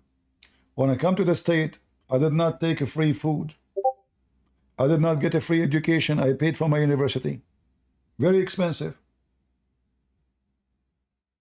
Nobody gave me welfare. Nobody gave me a shelter. Nobody gave me a free apartment. Until now, I don't have health insurance. Until now. I am a citizen. I don't have health insurance. Because of this stupid migration system. Go ahead, Christ King. Christ is King. Mute YouTube. Hi, Christian Prince. Can you hear me? Go ahead. At first, thank you for what you do. I mean, you do something which many few people does. I just wanted to talk to you regarding in Europe. You know the Christian fertility rate of normally the European fertility rate has dropped to like 1.4, and currently I'm in the US, and you know the border is like wide open. And if you know all the people like who works in the DoorDash, Uber Eats, and all the online delivery apps, most of these people, like I have asked them individually, like if you ask me how many people, 10, 20 people I have asked. And out of 20 people, 99% of these people, they are all majority from West African Islamic country like Senegal, Burkina Faso, all of these places. So I just wanted to know your view. What do you think? Is this kind of really affecting the Judeo-Christian world? You know, the fertility rate. Do you think Christians should have more kids? You know, the fertility rate it does a big thing. Where in France, you see recently the election. I mean, I agree with you. A huge progress, but you see in the UK is totally lost. And do you think these things are really affecting the fertility rate, the border? And I was previously in a place, New Hampshire, and I knew this girl. She was American, white girl. She came into a relationship with a Muslim, and within like 7, 8 months, now she is wearing hijab, and he totally brainwashed her. But during the 7, 8 months, guess what? I used to see her like this guy and the girl like having like sexual relation, and that's how the guy at first got in relation with her. My friend, don't blame the Muslim. Those are trashy people. They go sleep with anyone. If he was a Hindu, she will become a Hindu. If he is a Sikh, she will become a Sikh. They don't care. They care for a man in the bed. So don't blame the Muslims for the stupidity of those Western. Secondly, the fertility rate, like in France, I went to France. French people, they have a lot of children. I'm talking about the French. So I'm not worried about the population will decline in France. I saw with my own eyes, they have many, many kids. So they are not really like the same as other, like maybe in England, because they are different. British people, they are cold-blooded people. They are not like the rest of Europe. So the rest of Europe is different, especially in France. But this is another problem. Don't blame the Muslim for everything. If you open the borders for them, why not? They will come. If the women, she is sleep around with everybody, why you blame him? He want to sleep too, you know? And she is white or not, who care? She is just a piece of trash. Because simply she made herself available for someone. He want to use her. He want to marry her for some time. He get a citizenship. He throw her. He get another. When a Muslim, he want to marry a woman for real, as to be as his wife. He will not marry He will not take a wife, a European woman. This is just a ticket until he get his papers. When he want to get married, he marry a woman. She is a virgin. He examine her vagina to be sure she did not sleep around. Yeah, we know. So they compromise. Yeah, they compromise. Even he knew that this girl, she have maybe 10,000 boyfriend before him, just in order to get the papers. He do that. So now she wear hijab, etc. This is temporary. I met many of those. Later he divorced them, and suddenly they start attacking Islam because they are trashy, you know. Anyway, so like, why you marry a Muslim if Islam is bad? So just she want to have a man in the bed. So I don't want. I just wanted to know. And I want to tell you something. What should Christians do? Your name is insulting to Jesus. Do you know that? What is your name? Christ is King. This is what the Roman they say to Jesus to insult him. Is that what the Bible says, or the stupid woman Candace she said?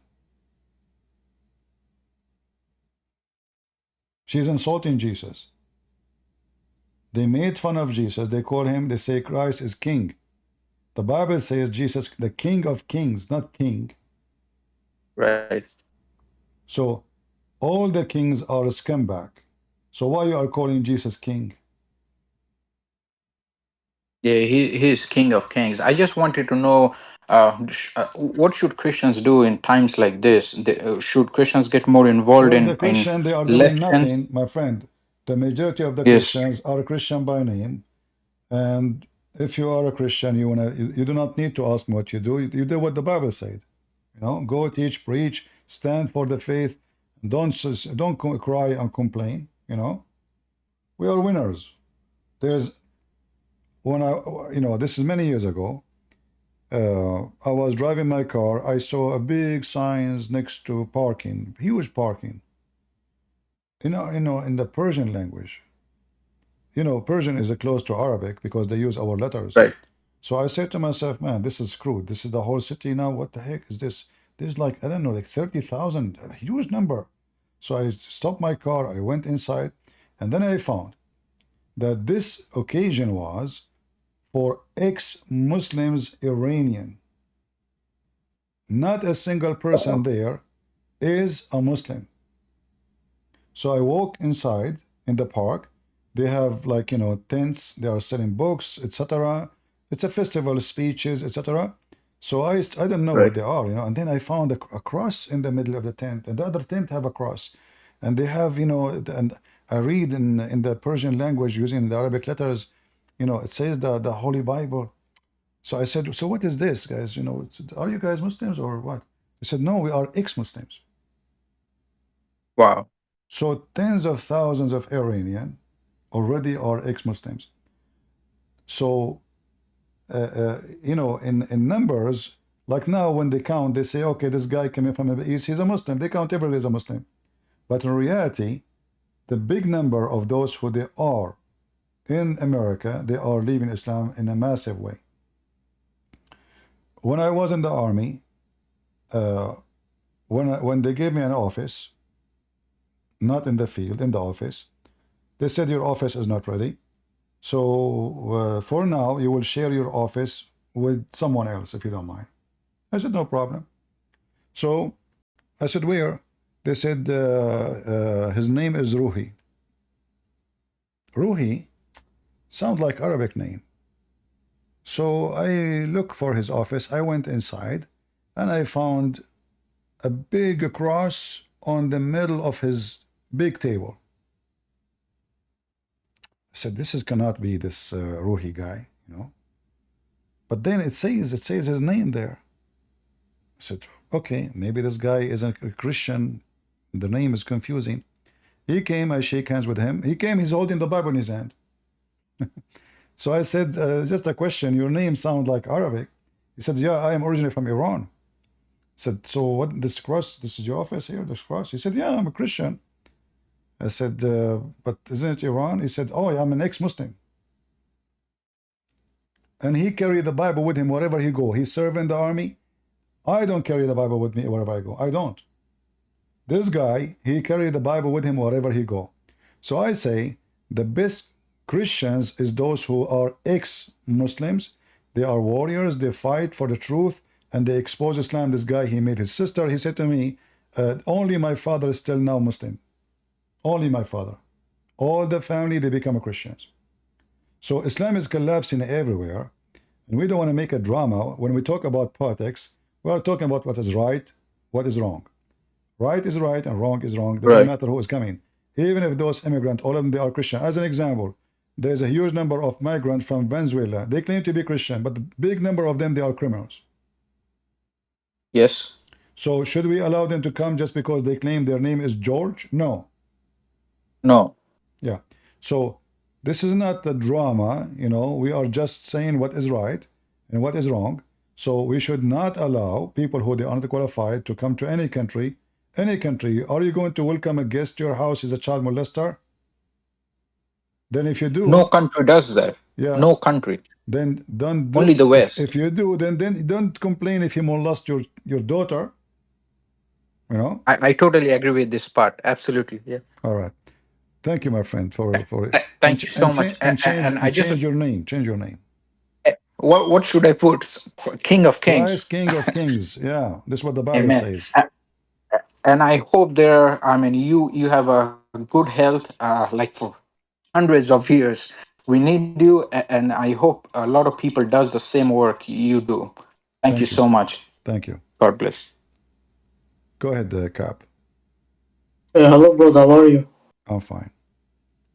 I have a question. What do you think about the attack which was happened in Germany let's say, a month ago? There was someone who was on the street and talked about Islam and let's say the negative things, and then suddenly a refugee came and tried to attack five or six people, and he also killed one police officer because they only criticized Islam. Yeah, you know, I mean, we cannot complain because they are the one who opened the door for them. They are the one who brought them. They are the one who gave them papers. And now they complain for they are violent. It's not the fault of those people. It's the fault of the stupid German who brought them. Yeah, that's also don't you know, don't blame the criminal, the terrorist, for being a terrorist. That's what he is. Blame the one who let them come, the stupid ones who let them come. I don't blame the Muslim terrorists for being terrorists. They are terrorists. So they knew. If there is one European country do not know that a huge number of the Muslims they support terrorism, they knew. So don't complain. They did that to themselves. And look at them, even election, they joined together. The hippies, they are holding the flag of Palestine. The homosexual holding the flag of Palestine. I cannot understand it. If they would be stupid, they are stupid. They are, you know, they lost their the common sense is out of their mind. Hippies just you know, they hold the pictures of this Guevara. Like even the Christians do not know what this Guevara. This guy, he killed a lot of. He burned Christians inside the churches. You will see stupid people. They wear a T-shirt, have the picture of Guevara. They don't know that. Do you mean Che Guevara? Yeah. No, what should I say? Yeah, but ignorant people are stupid. They claim that they support freedom, but this is the guy who kill anyone who oppose him. He also he also broke the wall so that he can see in front of his office the execution. I read a book. Atheists come back, but you know the lefty, they are always, they support the devil, whoever the devil is. Doesn't matter what his name, Guevara, Mohammed, any criminal, any terrorist, anyone is violent, they support him because they believe in violence. That violence. This is why they are burning cars now. They win the election, they are burning cars. Why are burning cars? We won the election. Oh, but the election is not what we want. Election, we did not win in a massive win. We just win, little win. So we burn cars. We're angry. They are angry all the time. So, and then they talk about peace. All the city. No, the leftist, communists, they are not people of peace. They like war, and they support violence. You know, the first communist regime in France was the French Revolution.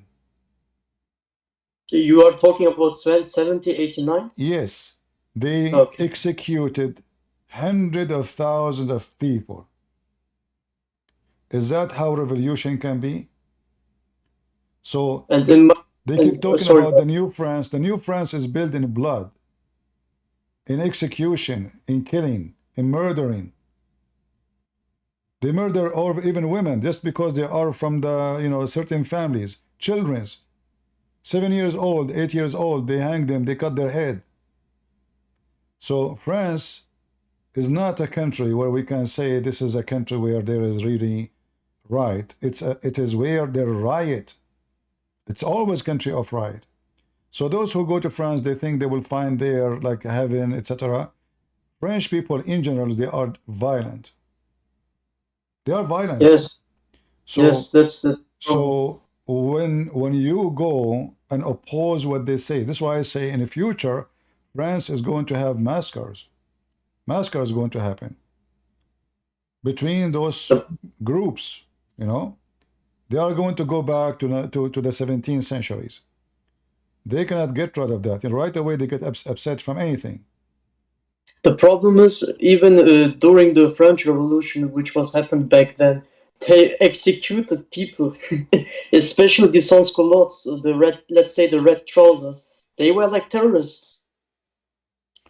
Well, what I'm trying to say that this society is not. France, it might appear that it's a civil society, but if you go deep down, France is a very perfect place for Muslims. Yeah, that's why a lot of them are there, especially from the Maghreb nations. Yeah, because it's across the border too, close to them. But anyway, for us, we know that there's many good Christians in France, and we pray that they will be able to accomplish something. Look, I'm watching the news. Muslims are shooting guns in the street. They are shooting. They have guns in their hands. Where, brother, in France? Yeah, in France. Yeah. Really? Yeah, they are shooting with guns. What the hell? Yeah. I have to think about your words. This is actually, this is not, this is the video. Look like I was watching France. This is a different video. This video is called, I think this is Germany. It's in Berlin. Yeah, in Berlin. Yeah, was it during the football? This is a year ago. Oh, a year ago. Yeah. Yeah, Berlin is also a mess, but the problem is you cannot see German people there. There are mostly people, let's say, from my nation, and also a lot of Arabs, but not normal Arabs. They are gangsters, brother. Well, anyway, for us as Christians, we don't care for what is the ethnic. We care for what is right, and we stand for the truth. So we don't want to go and burn cars in the street. This is not the act of anyone have little intelligence. They are savage, they are stupid, and the criminals, they will kill each other at the end of the day. However, for us as Christians, the best way to fight this garbage is to fight it by changing the mind and winning the heart of people. So the same person who was going to be a terrorist, he will join us and he will find the terrorist with us. Brother, you sometimes hang up. You don't hear me? Sometimes you hang up. I cannot understand you sometimes. All right. I think this is just Discord, not everybody. Stupid system. It's all right. So anyway, things are changing in Europe. Those who they call them far right, long time ago, they've been rejected all over Europe. But now, almost they took over the government in France. So there's a big change happening. Population, they are noticing that what they are doing is stupid. And the more things go wrong, the more the far right, they will be the winners. It's going to happen. The thing is, even in my country, in my home country, a lot of people started to question more about Islam. There's also a YouTuber, Diamond Tema. He also criticized a lot of books like Al-Bukhari, etc. there are a lot of people who wake up, especially in my age, in my generation, and they realized already that this religion is stupid. Yes, it's stupid. I don't sugarcoat anything. But he had a lot of problems with the government, so he has to leave Turkey. Yeah. And that's really stupid. He didn't even insult. He just said, "How can those things are in?" Yeah, they have to in the silence him because those questions is embarrassing. You know, people will see how stupid it is. But you know, if he leave, they did not stop him. He will now have more freedom outside to expose more. Yes. Yeah. Like now, if I am still in the Middle East, I cannot say anything what I'm saying now. You know. So when they chase you out, they do you a favor and they hurt themselves. For this is not how you defend. So instead of refuting the person, but they knew they cannot refute, they knew he's right. So what they do, they chase him, they kick him out, or even they kill him. But then when he go abroad, now he is free to say what he cannot see there. We cannot say, he cannot mention. The thing is, if they claim that this religion is the truth, and why they need violence, why they need attack? No, the violence is the very nature of Islam. You know, nobody can deny that. However, I prefer, well, when I debate Islam is not to debate about violence, because Muslims, by their sneaky ways of defense, they try to justify it. So they lie. They say we are defending ourselves. Like now, Hamas, the Jews took their land. So first you go and you prove that this is not their land. And then you can prove to them that this violence is not justified. But this will take a long time. What about we show them from the Quran that the Quran is a stupid book and Muhammad is a liar? That will solve the problem from the beginning. All right? Just focus on the head of the snake, not on the violence. No, got you. Got you. Because violence can always be justified. No, me, I have guns. If somebody come to kill me, I will kill him. What I can do? I have no choice. You force me, you know? Golda Meir, the lady who was leading Israel. Yes, I back then. She said, please, Arab, don't force us to kill your kids. Don't force us to kill your kids. She's begging them. You know? Yes. So, but they want her to kill their kids. So they attack to kill the kids of the Israeli, and each time they do it, they lose. And look, yeah, the Muslims are the most awkward, stupid people ever. They attack, they raped, they killed, and then the Israeli came. And then the terrorists, who they claim to be men, they hide like rats. And then the Jews, they destroy all of Gaza. It's just dust. And then the Muslims, they claim victory. A victory about what? The Jews, they lost 324 soldiers after more than 9 months of war. From house to house. Hamas lost at least 50,000. And they claim that they are the winners. So 324 versus more than 50,000 plus all the houses, all the buildings, everything in Gaza is destroyed. And then the Muslim, they claim victory. You watch Al Jazeera TV, you watch Al Jazeera TV, you think that what happened is the opposite. The problem is first, Al Jazeera is a propaganda TV. Yeah, I know, but don't the Muslim knew that this is stupid?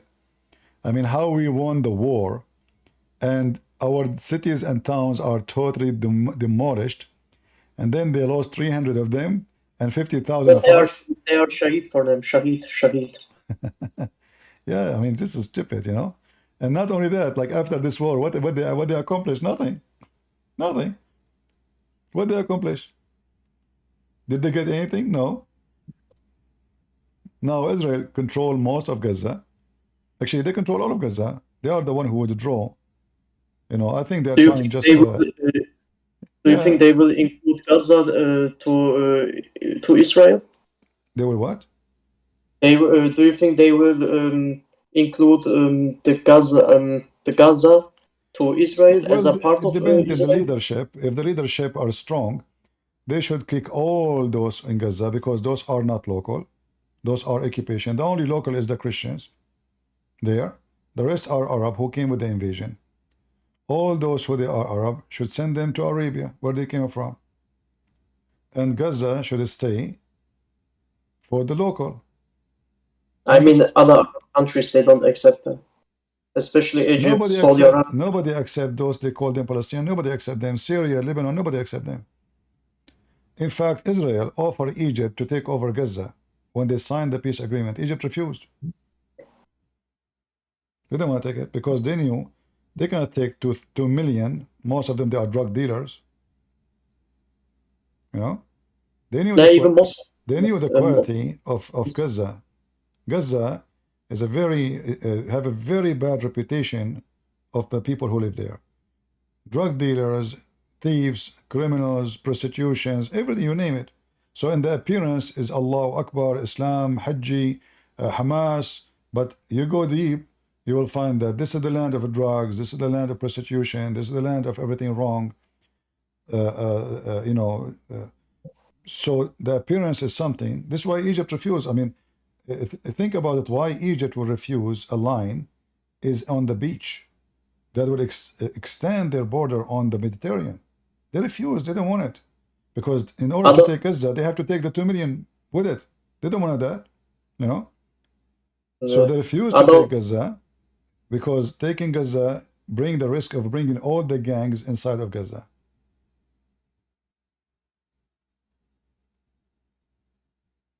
All right. Brother, I couldn't hear the last sentence because I'm saying in order to take Gaza, the Egyptian, if they want to take Gaza, they have to take the 2 million gangs in Gaza. That's why they refuse. Mashkal ma mashkal. Yeah. Nobody want to take. Like now Israel, they offer, okay, Arab, you want to come and control Gaza? They don't want to do it because nobody want to deal with this. They knew the quality of the people inside. Yeah. What do you think will happen in the Middle East, especially in Israel? Well, because Gaza is a collection of gangs, I think Yes. what the Israeli right now they will do, they will try to find a gang sponsored by them to take over Gaza. And the sponsors are they're Qatari. No, sponsored by Israel, which means they support them, they arm them, but they are from the people of Gaza. Because Gaza is based on families, tribes, you know. Big family. Yeah, so if they can convince one of those gangs groups to associate themselves, they said, then we give you all the control of Gaza, but you guarantee no harm will happen, and we support you. I think that will happen because those people always, you can buy them easy by money. They worship one God. His name is dollar. All of them. Like now in Hezbollah, you go and see that Israel every day is hunting a new head of Hezbollah. Head, big head. How in the world they knew who is this guy, where he is going? How they knew? How they can? In the ground, Muslims are easy to buy them. In Iran, they knew everything about Iran because simply they worship dollar. Muslim, they worship dollar. They always betray.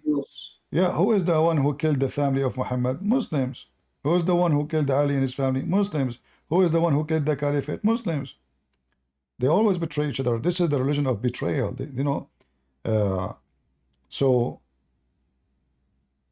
Israel have an advantage, and the advantage is those people, they are not a good quality. They are not decent, and for that reason, all what you need, give them money, support them to take over, tell them you will be rich, you will take over the territory, you are the one who collect tax, you are the one who became the government, and you control them, do whatever you want, but just keep everything away from us.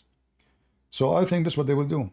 Otherwise, what they will do, they will let groups, Islamic groups, to take over again, and they will keep them limited, which means they will divide Gaza into containers. So they cannot have a free move as before, you know. It would be the same. Huh? It would be the same like back then if No. there's no so. No, there's because they will cut them pieces. They will cut Gaza into pieces. So there's no they cannot move from place to place. Same time they will control the borders because all the weapon is coming from there. So now after they finish with Rafah, which is I think yesterday they killed almost 400 terrorists just in one day. So after they finish with Rafah and now they controlled the borders with Egypt, Hamas, they have no choice except what is left over weapon. We do not know how much.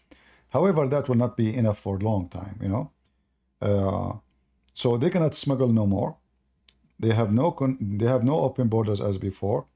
The Israeli they make a corridor for their army, cutting Gaza two pieces. So now terrorists they have no freedom to move between. So now Gaza is divided to more Gazas, and that will make them too limited in what they can do. And then if Hamas took over, still they can do nothing. Yeah. Yeah. And if Hamas they were able to survive some rockets, some let us say manufacture for rockets, if they try to do that again, the Israeli would demolish them. So this is the only solution. I mean, there are these tunnel systems, and I think a lot of Hamas idiots are still in there. Yeah, but that will not help because now the Hamas they learn that the Israeli for them it's an easy, especially now, it's very easy to conquer them so fast. So what the Israeli are doing now, they go to an area and then they withdraw. When they withdraw, Hamas come back. And when they come back, the Israeli are watching them through drones, satellite. They are watching every move. So they watch where those terrorists they go, where they disappear. Like suddenly they go inside the building, and then they don't show up again. You know. So now they are watching carefully, and now they are making a map of where are they can be found, where those locations. So when they go in, there's a tunnel they cannot find. The terrorists themselves, they are you know like helping them to find it. This is why they get in, they withdraw, they get in, they withdraw. So because each time they withdraw, more information revealed for them. They attack them so fast, they eliminate them and they leave. Hamas come back again. So slowly, the Israeli are able to find every tunnel, and if there is some left, still is going to be the same method. They are watching them, like the old days is over. But the mistake happened in October 7 will never happen again. There's no way. So I cannot even understand. Sorry about that, but if I interrupted you, in the on the 7th October, I mean Israel. Hold on. Okay. Well, all right. Do you hear me now? Yes, better. All right. So what I'm saying in October 7, the mistake which is happened then will never be repeated again. So now they will be watching every single phone call, every text message, every you know over-air communication, every move in the ground. So all this is over. So now Hamas, even if they are not totally demolished, and I don't think they will be totally demolished, but they hurt badly. I mean, they lost massive number. So they will not allow money to come from Qatar no more. And that means Hamas will be limited. That's it, because money is the whole key. If money did not come to Hamas, and they are doomed. Hamas is nothing. They are doomed. It's all about money. All those, you know, the recruiters, they recruit people who they are desperate for jobs. There's no work. There's no money. This is why they join Hamas. And if Hamas don't have money no more, and even if they have money abroad, but they cannot receive it inside, then this money is useless. There's, you know, cannot go into Gaza. Yeah, let's pretend Hamas is destroyed, no problem. But there's still terror organizations like Hezbollah, Harakat Amal, etc. Well, I believe they will be next. I think Israel is waiting. Hezbollah for sure. They moved to destroy Hezbollah terrorists. Yeah, but this is all is about politics too, because Israel, you see, Israel is not a system like other system. They are democracy state. So they are not Saddam Hussein, where the president says, I will go, and he don't care what people say. So they are now trying to release the hostages, make a deal with Hamas, and then after releasing the hostages and the deal with Hamas is done, they will be free to move toward Lebanon. And I think Israeli right now, they are trying to prepare themselves for the war with Lebanon or with Hezbollah. I believe after USA slow down the weapon and the ammunition, they are struggling with the, their houses maybe is empty. So they're trying to prepare themselves for long-term war in order to attack Hezbollah. That's why they are not attacking right now until they are ready. So I believe as soon as they are ready to go for war, they have enough ammunition, they will go for it. And they will force Hezbollah, I have no doubt, they will force Hezbollah to withdraw, and they will force him, they will force him to go down in their knee and to sign agreement not to pass certain line close to Israel. It's going to happen sooner or later. I think you already said that before. The Israeli army, they should work with the Lebanese government, because no, there's no Lebanese government. Lebanese government does not exist. There's no government. The Hezbollah is controlling everything. The Lebanese government is just behind the microphone, but they have no decision. They cannot make any decision. The Hezbollah have way more members as soldiers, more than the army of Lebanon. They have way more weapon than the army of Lebanon. So the army of Lebanon is just an army by uniform, but it's useless. It can't do nothing. But I said that Israel should work with those who are the enemy of Hezbollah in Lebanon. And these are the Christians? Including the Christians, not the government. Government is there's no government. No, because I heard the head of the government must be a Maronite Christian. That's why I thought, okay, yeah, maybe. But they will not allow someone he is a friend to Israel to be a president, because the system now in Lebanon that the parliament is 50-50 between Muslims and Christians. So in order to have a president, a Christian president, you have to unite all the Christians together, which is mission impossible. Many of the Christians actually they support Hezbollah, because always there's a mole, like Judah, Okay. Yeah, so they tell them, if you support us, we will make the president. So they support them. Yeah. So the minority Christians with the Muslims percentage in the parliament, they join together to make a Christian a president, but he's a Christian by name. He supports terrorists. This is what happened in the previous president. His name is On. He's a Christian by name. Yeah. So traitor, who they are Christian, they join force with Hezbollah. Hezbollah, he said, let's make an agreement. We make you a president, but you stand with us. And this is why now in Lebanon there is no president. Okay, got you. Yeah, because Hezbollah and the Shia. The funny is that now in Lebanon, the Muslim Sunni and the Christians are more close than the Christians and the Shia, because the Sunni, they hate the Shia, Yeah, I know this conflict, and the Shia hates Sunni. So now you will see the Sunni agreeing with the Christians against Hezbollah, but not because they love the Christians, but because they hate to death the Muslim Shia. Because of Islamic theological reasons. I got you. Yeah. Anyway, thank you, brother, for joining us. Thank you for taking your time for me. Or let's say for us. All right. Thank you very much. Have a nice day. So anyway, today you can, maybe I should cut the video here to keep it only about speaking about Islam, not about politics. So we can show people how Muslim, when they say we share things with Muslims, we share nothing. Our God is a spirit. Their God is not a spirit. Our God is holy. Their God is filthy. Our God is real. Their God is pagan. His right hand is a black stone. He have no spirit, which means he is not alive. Their God teach zero ethic, minus ethic. Our God is all about ethic and about holiness. We as a Christians, not only will reject Muhammad to be a prophet, but we should not consider him qualified to be a garbage collector in the street, because Muhammad will steal the garbage can. Not only he will take the garbage, he is a thief.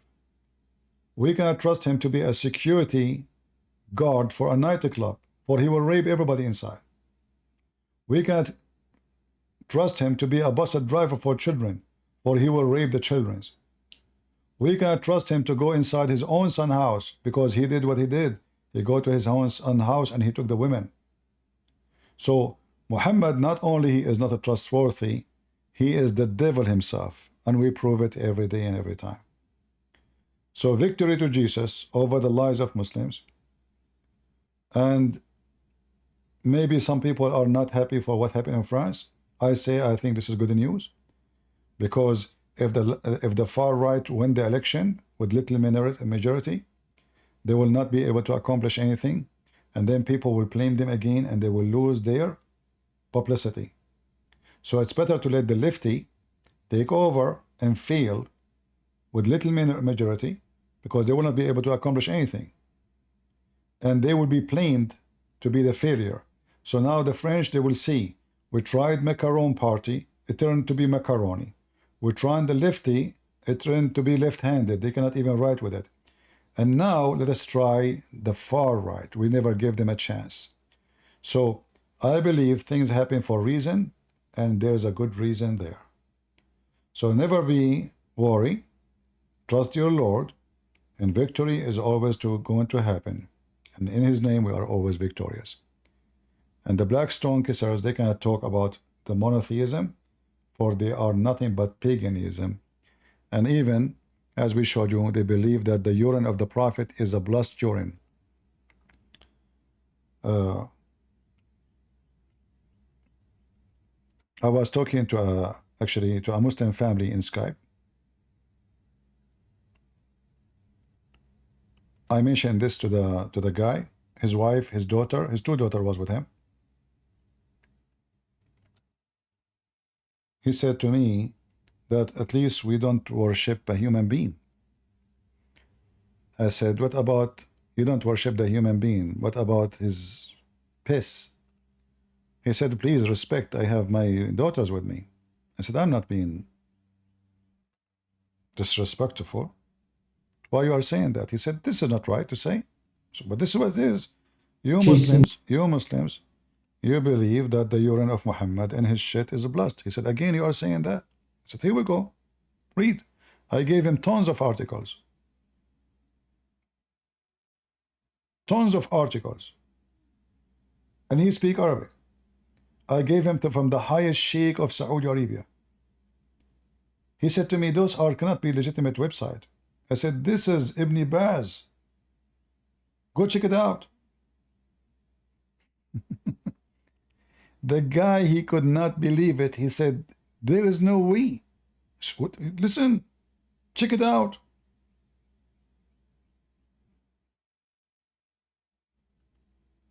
The benefit of drinking the blessed urine of our holy prophet. And then I showed him how they wrap themselves with his boogers, how they fight over his spat, how they fight over his, not only his piss, even his blood, how they fight over the water of his laundry. The guy, he could not believe it. He said, but I don't believe in that. I said, but this is what Islam is about. It's not up to you. So if you want to be a Muslim, you should appreciate the holy and the blessed urine of the Prophet. I asked him, do you know what the blessed mean? He says, yeah, that's the blessing from God. I said, okay. Did Allah bless the urine of Muhammad?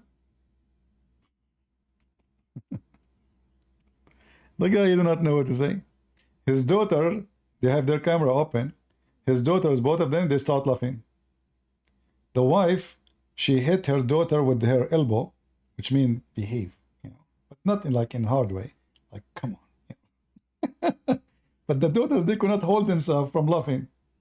And they are the one who asked their father to speak to me. They are already out of Islam. And they told me, don't tell them that we are out of Islam already. You know, just talk to them, you know. We are like slowly, you know, because we don't want to tell them right now. We're trying to convince them, so we want you to talk to them. So they talk to their dad, they talk to their mom, there's mistake, there's error, etc. But they did not say they are out of Islam. So they said, well, this guy is, this is what he's saying. Do you like to talk to him? I said, oh, sure, I will come, you know, I will prove him wrong, you know, prove him wrong. So they asked me a favor, please, we cannot go live. We don't want to be recorded. You know, it's a family thing. We don't want it to be published. So I said, fine, family. We keep all the information unknown and don't worry. And now the father, he promised me that he is going to prove me wrong, that all this information is fabricated and all those websites are nothing but a lie. Look how stubborn he is. He want to prove to me that every website, he said, so there's websites are made by you? I said, what are you talking about?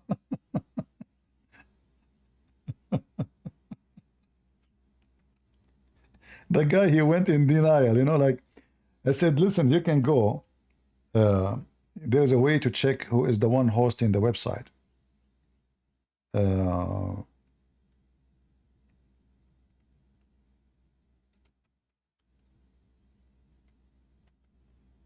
Let me show you.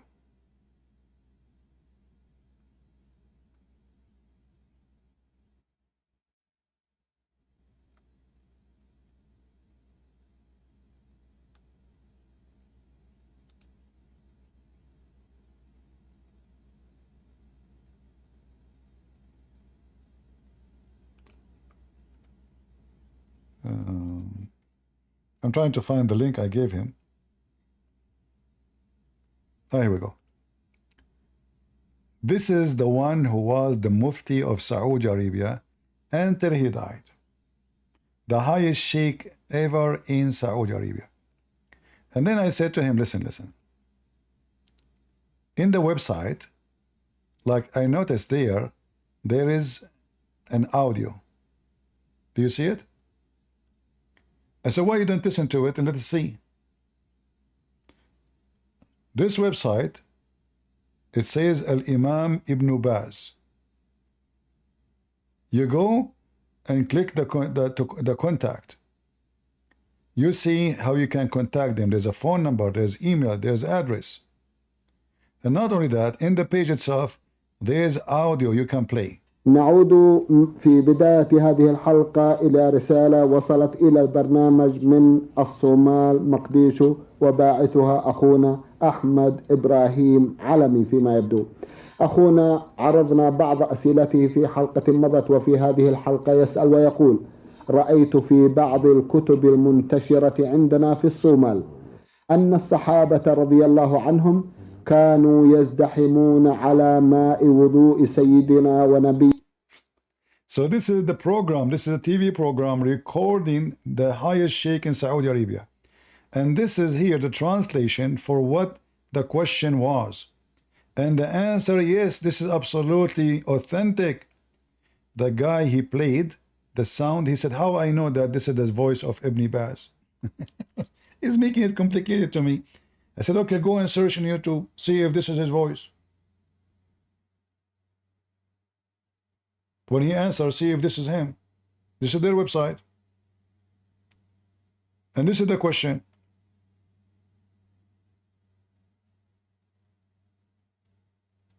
At the beginning of this episode, we return to a message that arrived on the program from Somalia, Mogadishu, and it appears to have been sent by our brother Ahmed Ibrahim Alami, our brother. We presented some of his questions in a previous episode, and in this episode he asks and says, I saw in some of the books that are widespread among us in Somalia, that the companions, may God bless them and grant them peace, were they crowded to the water for the ablution of our Master and Prophet Muhammad, peace and blessings be upon him, to seek blessings from it, and when he snorted or spat, they took that and wiped with it. They crowded to the barber when he shaved his head, peace and blessings of God be upon him, and they divided his hair, seeking blessings from it. Abdullah bin al-Zubayr drank his blood, peace and blessings of God be upon him, when he was cupped, and Ayman drank. He urinated, and he said to her, "That's right, Ayman." So how true is that? Please advise us, may God reward you well. The answer? Is it permissible for people to make analogies in such conditions if what has been reported is correct? The answer, yes, absolutely correct. So look what they did. They fight over his spat or snot.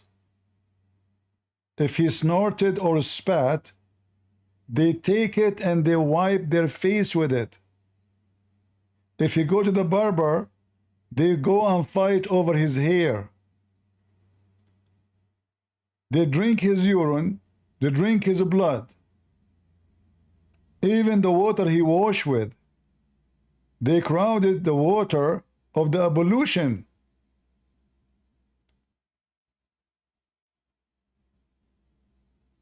Muhammad, when a woman, she drank his piss, he told her that you will not go to hell no more. So Muhammad is even encouraging his followers to be human worshippers, claiming that his urine will save them from hell.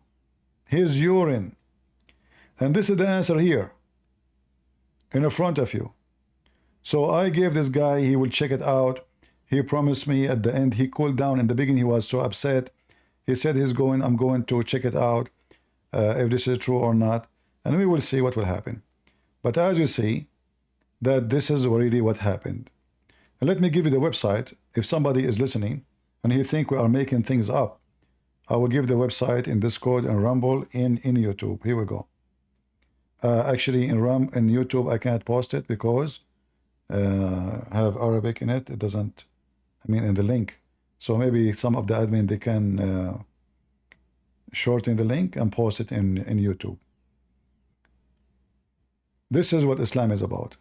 The blood shit of the prophet of shit. And then they say to you, you Christians are pagan, you worship a man. And those people, they are fighting over his shit, over literally. I mean, look here. When Muhammad, he do this from his nose, Muslims, they fight over it. Read the garbage, read.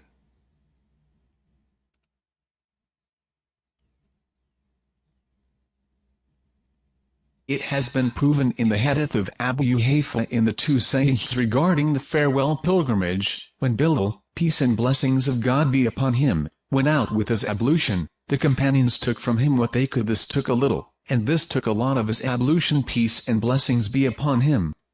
It was proven in the treaty of Hudaybiyah that if a marrow was soaked, or spit, he would take it, and the companions would touch it and massage their bodies with it. When God placed a blessing on it, and when he shaved his hair during the farewell pilgrimage, he divided half of the hair among the companions, and the second half was given to Abu Talha, peace be upon him. I should put my hair in auction. And by the way, translation is not accurate, because it says here nukha, which means the filth of his nose, the boogers. The boogers. They are fighting over his boogers.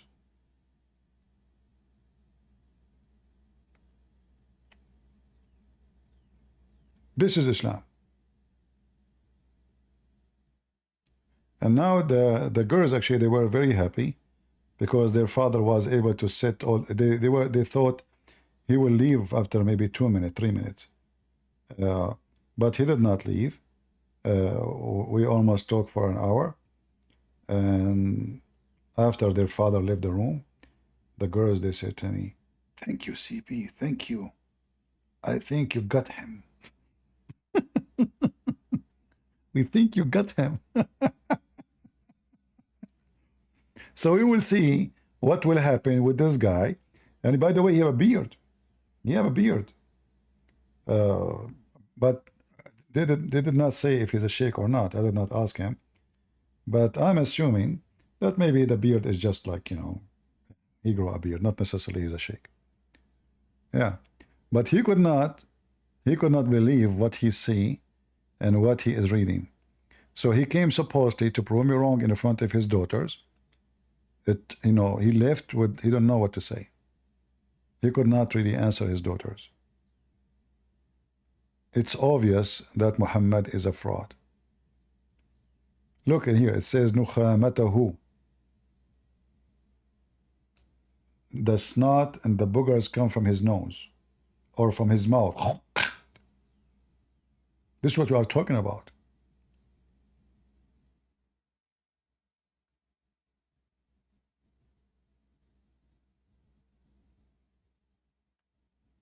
This is nothing but satanic. And when Muhammad, he said, fire will not touch you because they did that, well, he is encouraging them to worship him. How the piss of Muhammad will protect you from fire?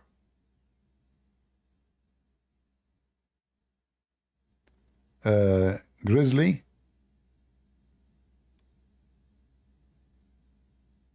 Are you there, Grizzly? Well, he left. All right. Did we have a good time, guys? Did we learn something useful? Again, if you want to download the whole video, download it before we cut it off, because I will keep only the part we speak about Islam.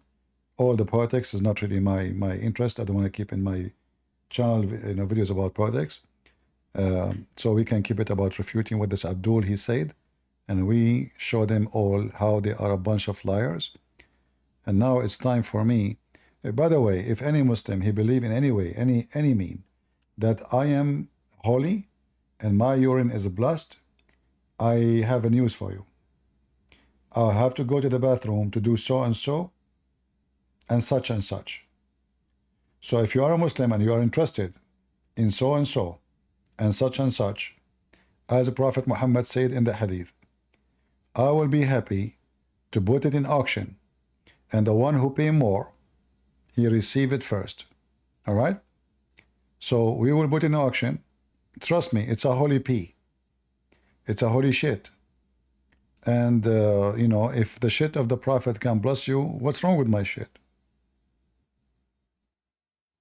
I have no idea. What's wrong with it? I'm healthy, at least not like him. This guy is sick. When you drink this guy, he have sexual disease. He was dying. At least I don't have. So when you drink my pee, you will not get something bad, And, by the way, you can use sugar these days. You can add sugar to it. Mix it with Pepsi if it's too much salty. Or don't start complaining from now. Try it first and let me know what you think. You will be blessed. You will enjoy it. You will be more healthy. If you drink camel urine, do you know how filthy the camel urine is? Because camels, they are different from other animals. They don't sweat like other animals. So because they are desert animals, so they keep the water inside them. So their urine is very much concentrated, because the body is trying to not to lose a lot of water, only the necessary. So when you drink the camel urine, you are drinking 100% acid. Very strong urine. The Muslim, they drink it. There's a movie the Muslim they made about how the Muslim fighting over the poop of the camel of Aisha. If those people, they fight over the poop of the camel of Aisha, why they will not fight over the poop of Muhammad? I showed you the video before, right?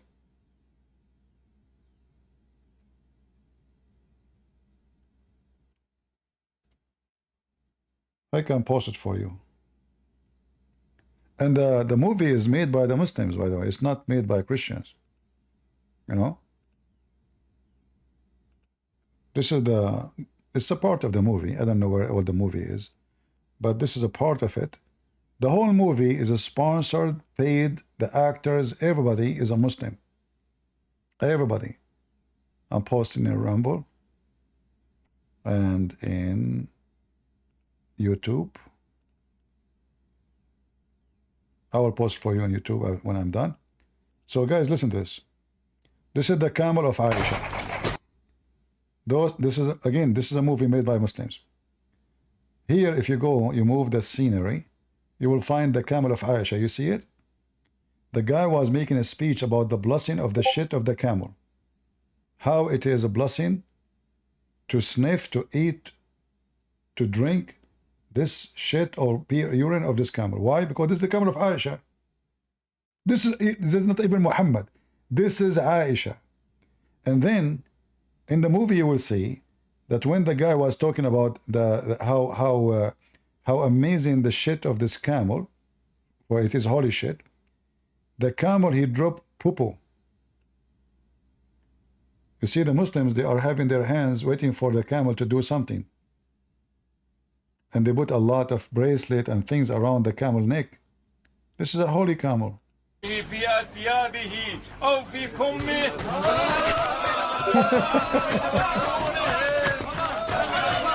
The camel, he just dropped his shit. And the Abdul are fighting for the shit of the camel. Can you beat that? I think you cannot. Let me give you the link for you in YouTube so you can watch it and enjoy it. And maybe you can make an action movie in America about it. Thank you very much for being here. May the Lord bless you. And until we see you soon again. Maybe if I could tonight again, who cares? Or tomorrow. Until we see you soon again. God is good. So is Jesus. And those who enjoy the holy shit of Muhammad, you got what you asked for. You got what you asked for. The shit of Muhammad. You go where you belong. What a shitty cult.